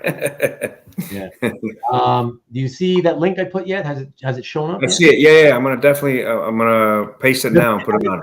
Can you just tell me, for you, does it show up as a URL, like an actual clickable link? No, I have to copy and paste it. Okay, that sucks. That's what I hate about this. So it's only the chatters in the room that get to click it. Oh well. Okay. Well, anyways, at least you want to copy and paste it. Yeah, but copy and paste is easy. I'm doing it now, actually. Okay, there you go. And like I said, if you can remember Karen's pages, you put it in the search bar and it'll come up right away. You know. Okay. Cool. Thanks, Marcus. Yeah, I guess now I know it's only for you in the chat that it works for, but anybody in the studio in the software that allows me to put the link in can't do it. It's so stupid. Whatever. It's just weird. Yeah. Thank you too, Rick. As always, really appreciate it. So. Yeah, thanks, CJ. Great show. I like Rob tells it like it is. Yeah, exactly. I like people who tells it like it is. That's what I do. You see, that's what I do. That's all we're, Rob. That's all we're doing. I'm not being a prick. I'm just. No, I'm with you, man. I'm with you, brother. You know what I'm saying? Like, yeah, man. So that's it. So thank you again, everybody, all of you. Really love you and appreciate you all. Thanks so much. Next week, please. Oh yeah, you just need another tab up. There you go. And the link works with one click. Yeah, for you guys, like I said, Mark, it's just that for me and for the guys in the studio, it doesn't or whatever. So yeah, whatever. But everyone, hang with me for another a minute, Rob. Are you Absolutely. Okay, cool. Just don't talk because I want it to be silent as we sort of go out and shut the broadcast. Or do you mind? If you don't mind, I'll mute you. I'll mute myself. Sounds good. Unless you want to say your last goodbyes to everybody, that's cool too. And then I'll. All right. Awesome, guys. It was a fun show. I love talking. And any of you guys, reach out to me anytime. You know where my name is the same everywhere you look. So anytime. If you want to sell, if you want to buy, you want to talk crap, anything. Thanks, guys. Appreciate you. Larry Wong, kicking name. No, it should be taking names and kicking ass. And take ass, Robin Rubin. All right. I get that sentiment. It works. I used to, we were young once. We took a lot of ass, didn't we, brother? Larry, come back more often, man. Come back more often. Love to have you here. Good night, everyone. Have a great week. Thank you. Have a wonderful evening yourself, Karen. Thank you so much, as always, for being the great contributor that you are. And hey, thanks, George. You're still here. I didn't even know you're still here. See, that's the thing. Some guys, they stay silent, and you think they're just gone. Thanks, George. Appreciate it, man. Really appreciate it. Thank you. My pleasure, Karen. Do you think Nina would look good cosplaying as Angela? And feel better, guys. Thank you. Two old geezers with our backs broken. Karen wants you. She loves you, man.